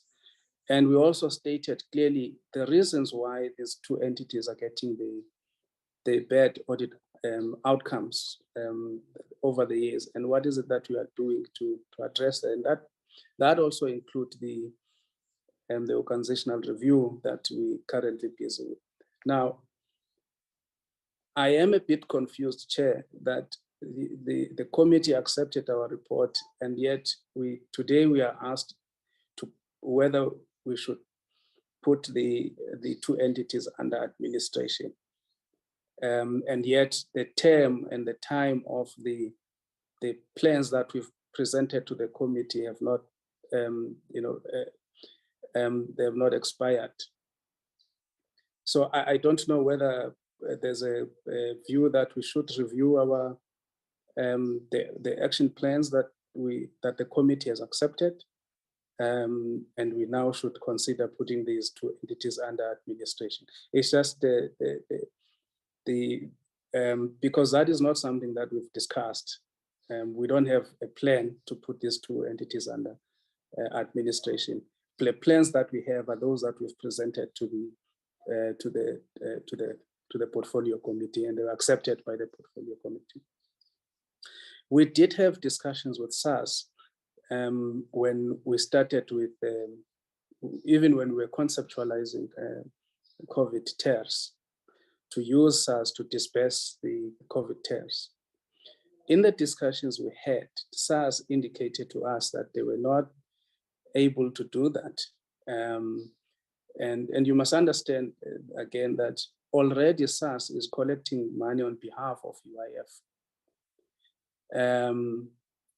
So they are actually performing some of the functions that are supposed to be performed by the Unemployment Insurance Fund. So we did explore this and the outcomes were not something that we expected. Even with the compensation fund, I personally wrote to the commissioner of SARS, asking them if they can take over some of the functions in terms of collections and all that, similar to what they're doing for UIF. They indicated the complexity of the work that is done by the compensation fund, which makes it difficult for them which will make it difficult for them to collect on behalf of the compensation fund. So it's not like attempts were not made, they were made. I think the commissioner is also here, he can attest to this. On the ICT that UIF wants to deploy, again, the commissioner is here, he can talk to you can talk to that. Questions raised by Honorable Mkondo. Whether there's a capacity building and upskilling of inspectors. There is, Chair, we do this on a regular basis. to make sure that our inspectors understand their responsibilities. And that does not mean that you will not always find those that are that will move astray. We've had instances like those, and we've dealt with those. And I think there's a case in point in Mpumalanga where during an inspection, which the minister was part of, the employers just indicated that to the inspector, in full view of the minister and the CDPO, that they thought that the inspection was not going to, to visit, the inspectors were not going to visit their premises as per the promise by the inspector. And of course, that inspector is no longer part of the officials of the department. They're no longer part of the setup of the department because we can't keep people like those in the department. And then that's why, Chair, I do understand that sometimes there will be general statements, but I so much wish that when things are happening, we must be told immediately so that we can act immediately. We don't need rogue officials in the department. We need people who understand the law, who are able to conduct themselves in a manner that is in keeping with the values of the Department of Employment and Labor. So the money that I just want to explain also the money that was transferred to the Ccma. It was not taken from the department money. It was money that was not going to be used by NEDLEC, and they then asked me if they can give the money to the Ccma. Of course, I agreed. So we did not take money meant for inspection and enforcement services or any program for that matter. The monies that are recovered, they don't go to fiscus because those are not the monies that are due to the state. Those are monies that are due to the complainants, to the employees. So they are deposited into the departmental account, and they, in the language that the CFO would use, they are put in the suspense account, and then at the right time they are then paid over to the employees or to the complainants. So that's how we approach this. I think Mpumalanga is here, Chair. That's the beauty of this session. Mpumalanga and Limpopo, they're here. So I would want them to respond to the question raised by Honorable Konto on their performance. I think I spoke to the issues of action plans and whether we should put UIF and compensation fund under administration. And I think I've also talked to the issue of the vacancy, and we agree that Mpumalanga and Limpopo has not been doing well, and we have taken steps, but the heads of these entities these provinces are here. The issues raised by Honorable Bagrame, I think I've dealt with the issue of handing over of UIF to SARS, and how much are we spending on the chairpersons that were sitting or that were chairing the disciplinary hearing or the investigations. We have not spent a cent.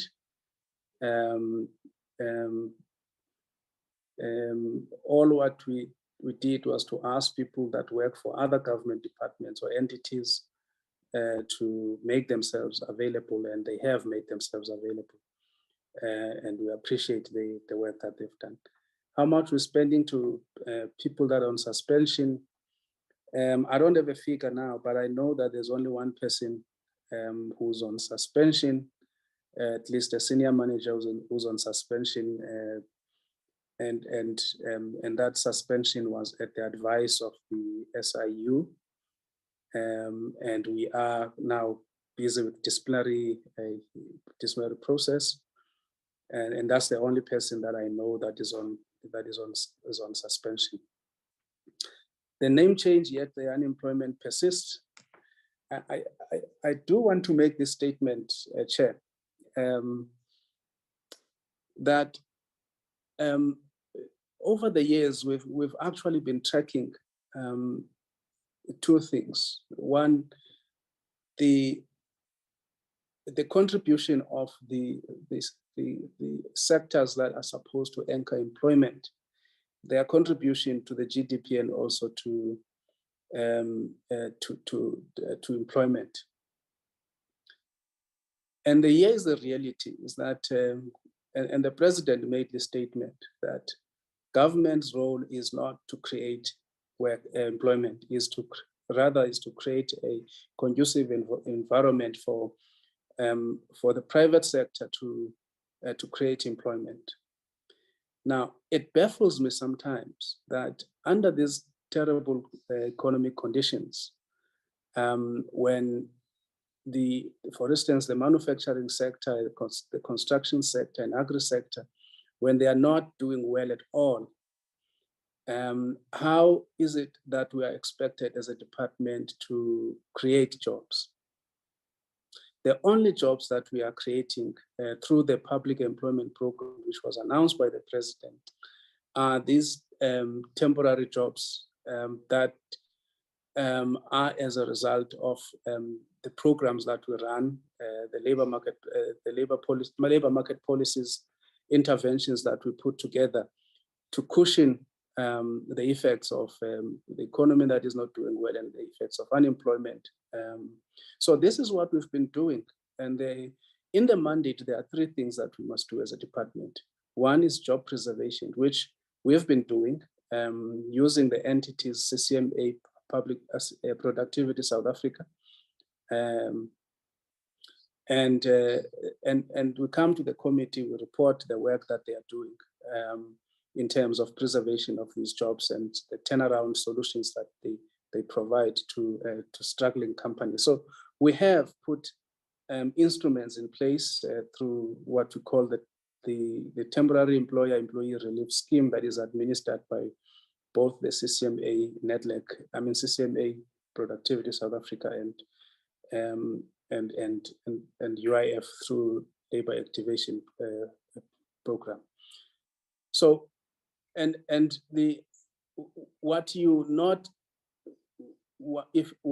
are not, of course, witnessing is the large scale, creation of jobs, and that's because the economy is not doing well at all. Of course, the fact that we don't have electricity and all that every now and then also contribute to that.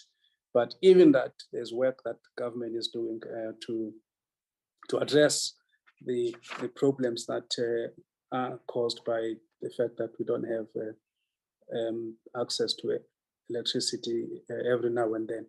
So we may not have done well in terms of job creation. You'll remember also that we had Job Summit where commitments were made by private sector to create jobs, and then COVID came, and the country, just like other countries, responded in the manner that it responded.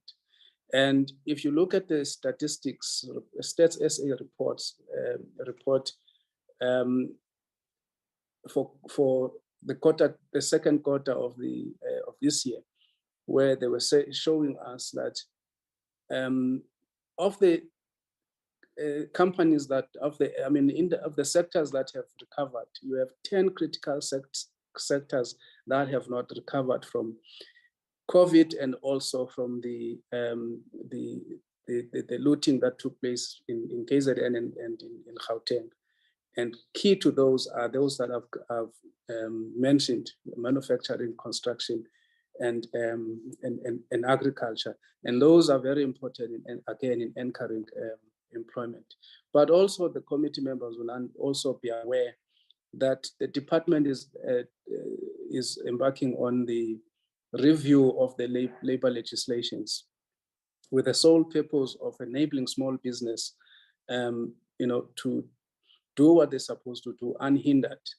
And that conversation is taking place at NETLEC, and we've reported to the committee that kind of work that we are doing. And of course, the work that we're doing in terms of the national labor migration policy and the employment policy that we're putting together, which will help us to facilitate discussions that we should be having with the private sector on how employment should be dealt with in this country. So, Chair, I'll leave it there and ask Mpumalanga firstly and Limpopo to respond to the issues that were raised, and then ask the two commissioners, UIF and Compensation Fund, to talk to the issues that were raised, and the SCE CEO to talk to the issues that were raised. And lastly, the DDG responsible for corporate services shall talk to the issue of vacancies and the state of human resource management. Thank you, Chair. Thank you, DG. Thank you. I'm using my device, or the CDPO Mpumalanga, as well as the CDPO Limpopo will be using my device. So I just wanted to inform you. Thank you.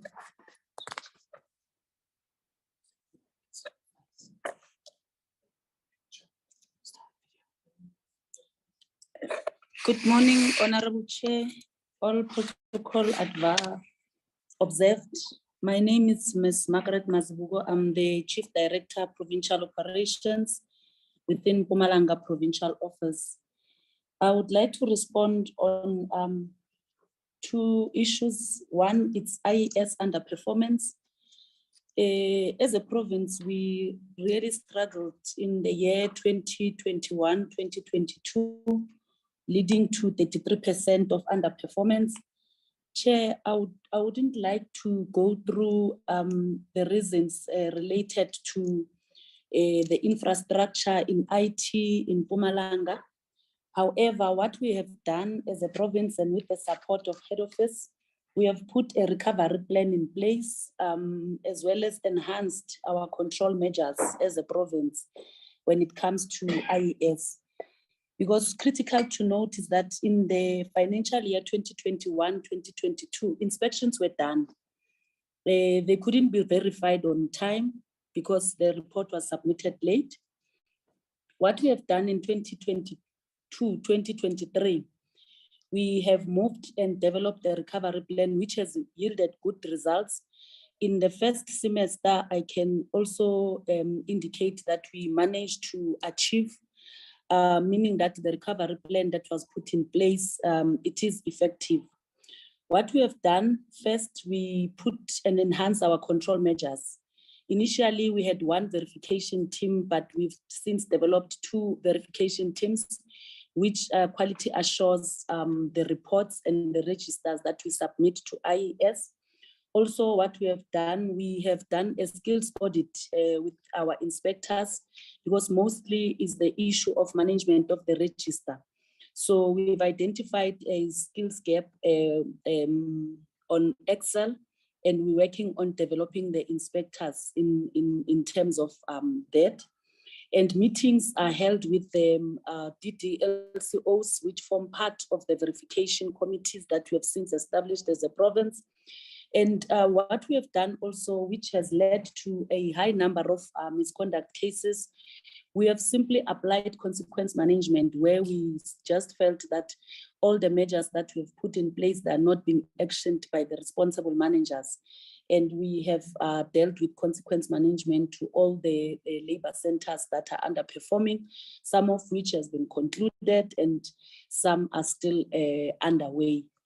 So far as the performance is concerned, it is positive because we have achieved in Q2, and we are still continuing with the development as well as interventions in line with our recovery plan. Thank you, Honorable Chair.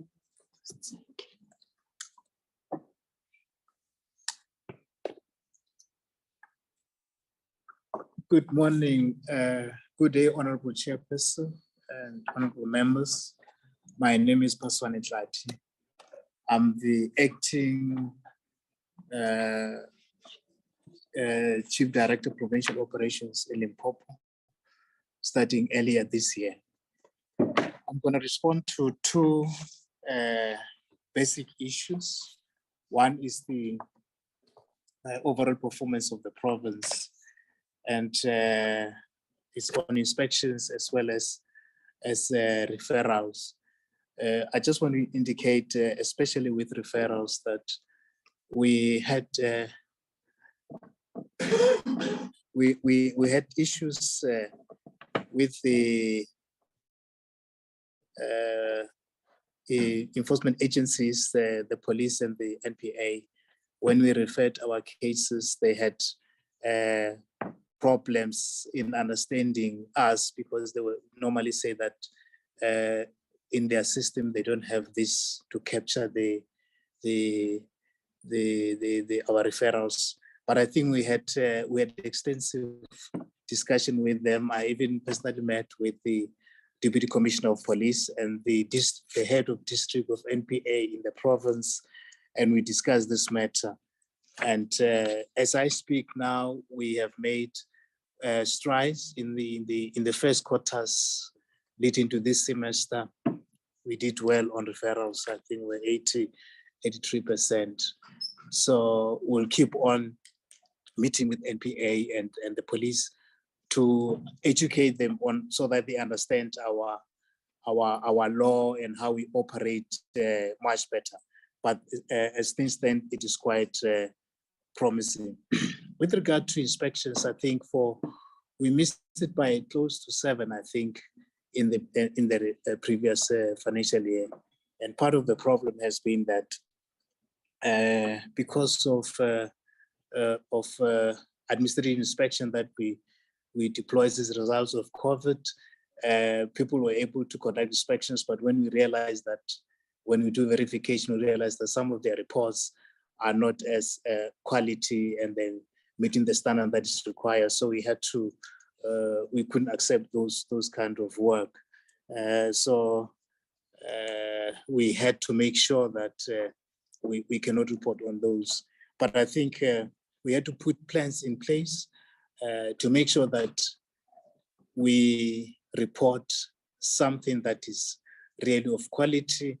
And as a result, we spoke to team leaders, we spoke to DDLCOs, we even constituted a verification team to make sure that the registered and everything else is quality assured. As I speak, my team for this semester, in terms of verifying the document, I got feedback that they were the first to make sure that their things are accepted by the department as audited. So I'm very much excited that we are on track and we'll be moving.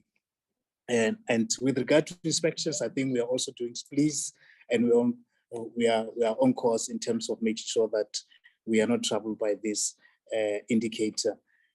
There's a matter that is coming out that they are accused at our office, some of our offices, to an extent that some people are sleeping outside. I think one thing that is troubling us at the moment in the province, I think in the media, problem of water, and the frequency now is too high with problem load shedding, and ICT downtime has been a problem. But let me just emphasize these two issues. The problem of water is serious because of the tolerance levels. It's not like if there's load shedding, always it's very easy for us to make plans and so on. The water problem, we tried to mitigate it by making sure that we've got water tanks there we have, and we've been engaged with the landlords at some of the offices to increase the number of water tanks. But ultimately, even if you have got water tank, but there's no water flowing from the municipality, that's where there's a problem. So we hopefully, but we have engaged Department of Public Works to make sure that where we do not have water tanks, and they are not in the contract, they will be installed as soon as possible. But I think that's where the backlog is caused. There's a backlog that is caused, and as a result, people cannot be serviced on a daily basis and be finalized, all of them. And as a result, because of the frequency of the occurrence of this, people think, no, the best way is for me to be the first every day.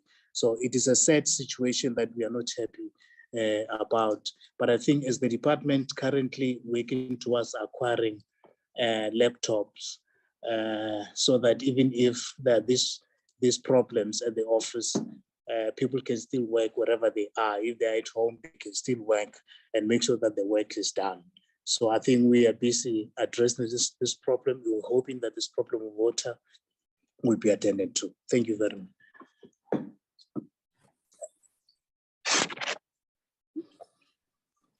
Good day, honorable members. I am standing in for the commissioner who's currently attending court. There was a question from Honorable Kado regarding the subsystem and what is it going to bring to the organization. What I would like to indicate to the members, to the honorable members, is that the UIF is currently, using legacy systems that are not integrated. The claims system or the operations system, it was introduced in 2006. So the organization has evolved and there's new functions in the fund that were not catered for. Currently, we are using manual systems that if we then move to the subsystem, we'll then have an integrated system. And the benefits of using the new system will then be able to even introduce fraud prevention measures. Although we are trying to do that with these legacy systems, but it becomes more expensive and these systems can't do certain of these functions. So it is crucial that we then move to the new systems that would then ensure that we put tighter controls. And even with the investments, currently we don't have a module that deals with the investments. The investments are done using, we are using Excel systems to ensure that we have the full picture of our investments. So we definitely need this system, that is the subsystem. So there are many benefits that would then be realized when we then move to the subsystem. Even with the labor activation, currently they don't have a system. So over time, the organization has evolved, but when it comes to its IT systems, we have remained behind. So the sooner we move to the new systems, I think even in business, our business is gonna improve. Chair, the last question that was asked by Honorable Mdabe, it was on the prosecutions. He wanted to understand what is the percentages on these prosecutions. These prosecutions members are purely COVID TERS. All of these prosecutions that are being currently with the Hawks and other law enforcement agencies are COVID TERS related. Those were the two questions, members. Thank you very much.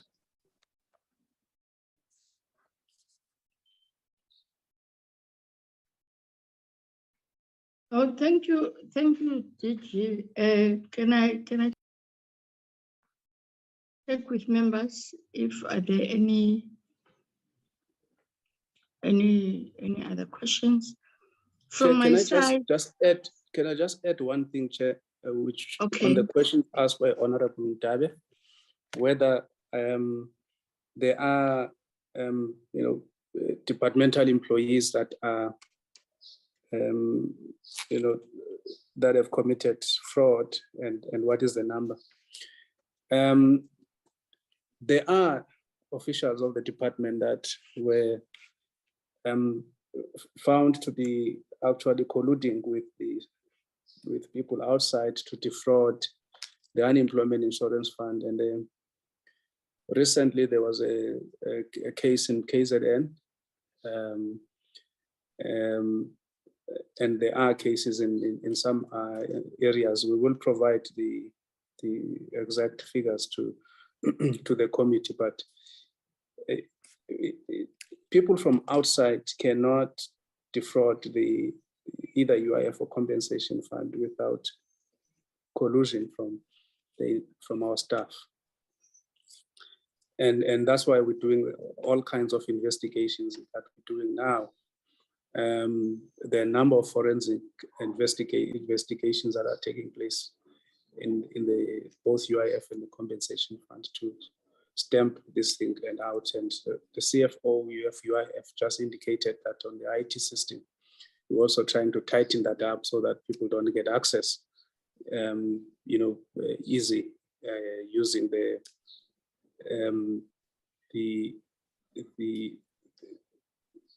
PIN codes of the officials in the department. So we're busy trying to deal with those things, including cybersecurity. We've been exposed to that, and I think with the service provider that we've now onboarded in the department, I think we're beginning to deal with these cases head on, and we hope that people will stop interfering with the work that the department is doing, whether they're internal or they are external. There will be consequences. Thanks, Chair. I just wanted to add that.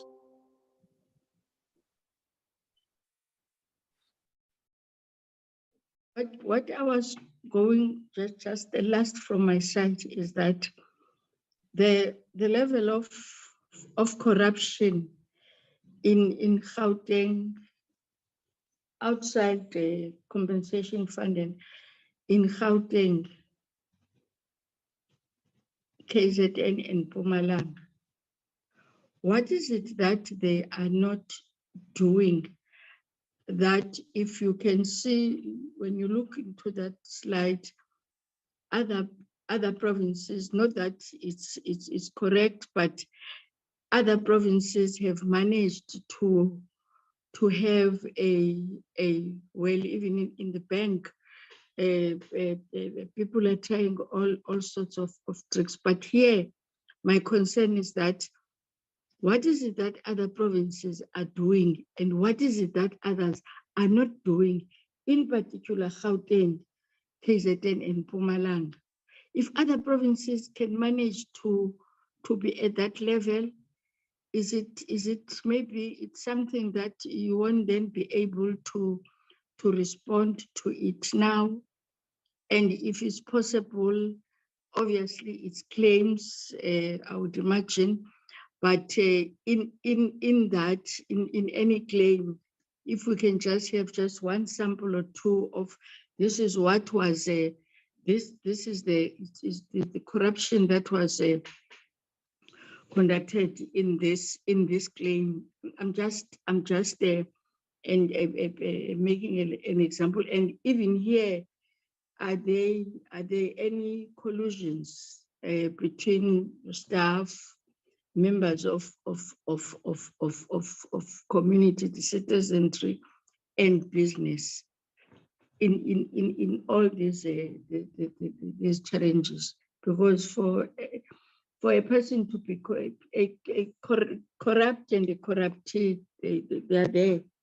So I just wanted to just short. If there's no answer for now, I think we'll request you to prepare for us that sample so that we really understand what exactly is. It's alarming, the level of corruption in Gauteng. It's very much alarming. Chair, I think we have stories that we can share with you, but I think it would be proper that we just put together a report and submit to the committee. Oh, okay. No, all right. DM, is the DM still around? No, she left, Chair. I think left a message on the chat that unfortunately she's unable to continue. Okay. No, thank you very much, HD.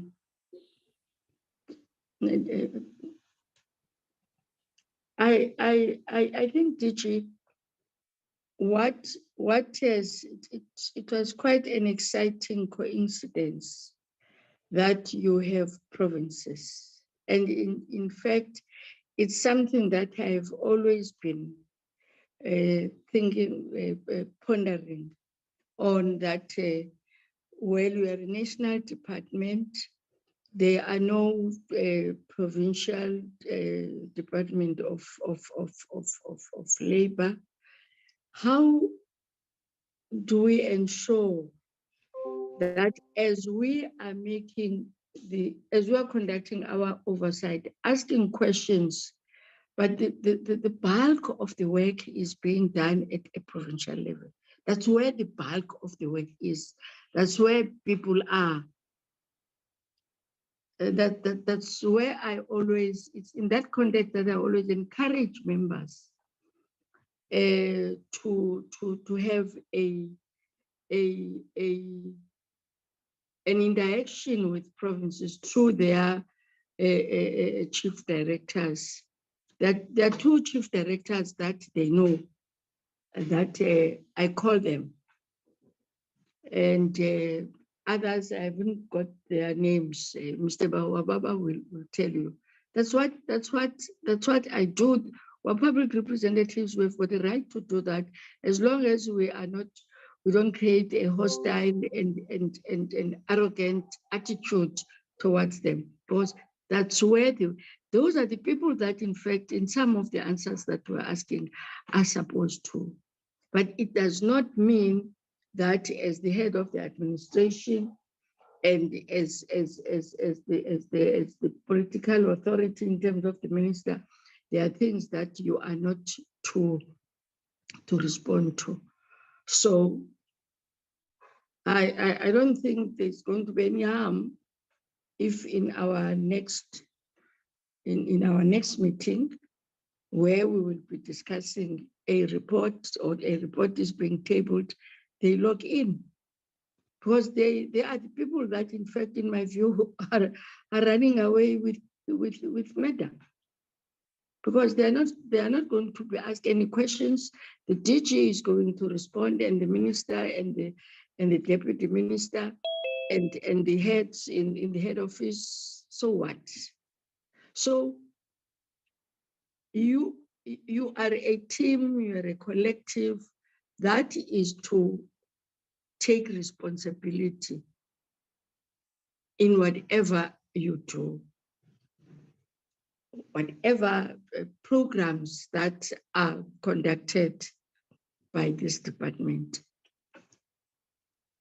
But secondly, let me say, as much as we may not be happy in some areas, but the breakdown that now you are beginning to take us through, so that we understand some of this. If we need a further breakdown, you will have to bear with us. Remember that we are conducting an oversight.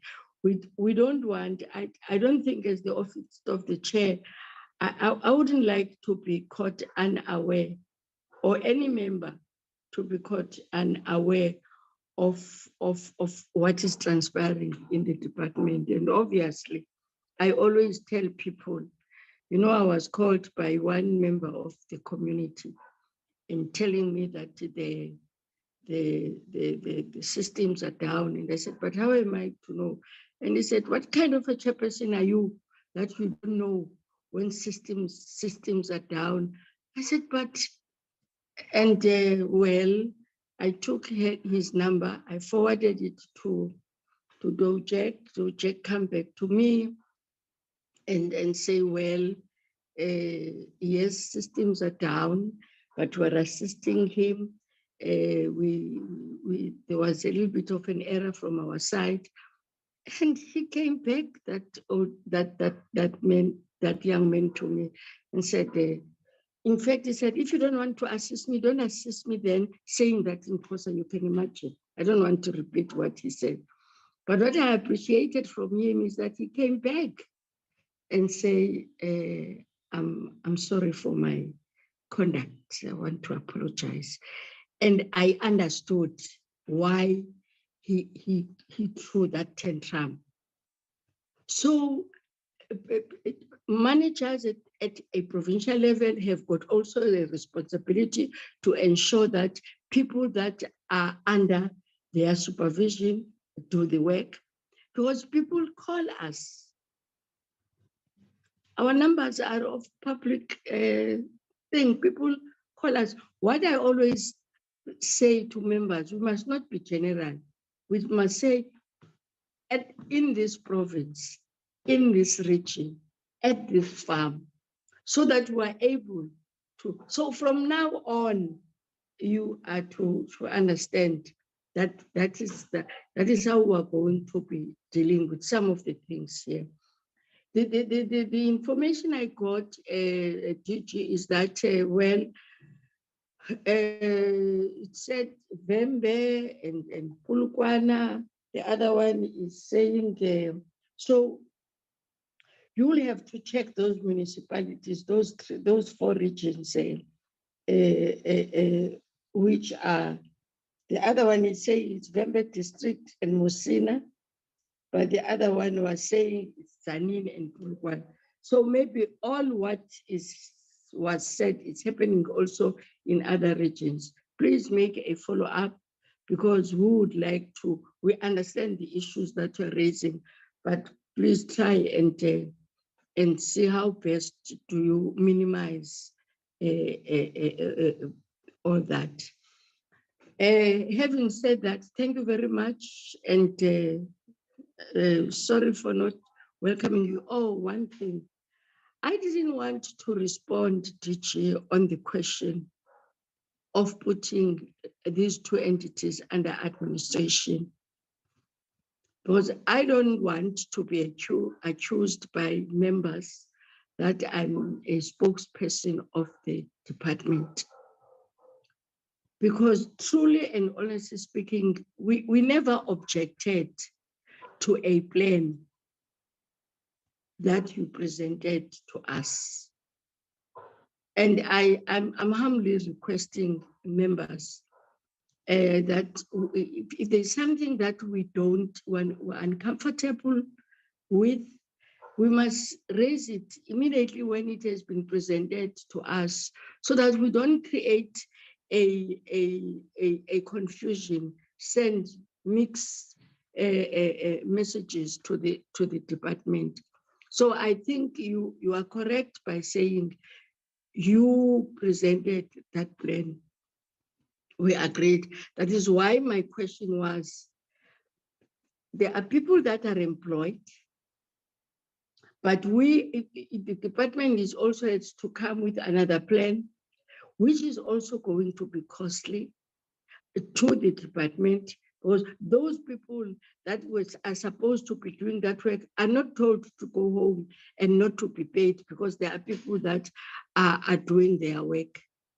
I'm just making that example, but I think you are correct by saying we presented the plan and we never objected to that plan.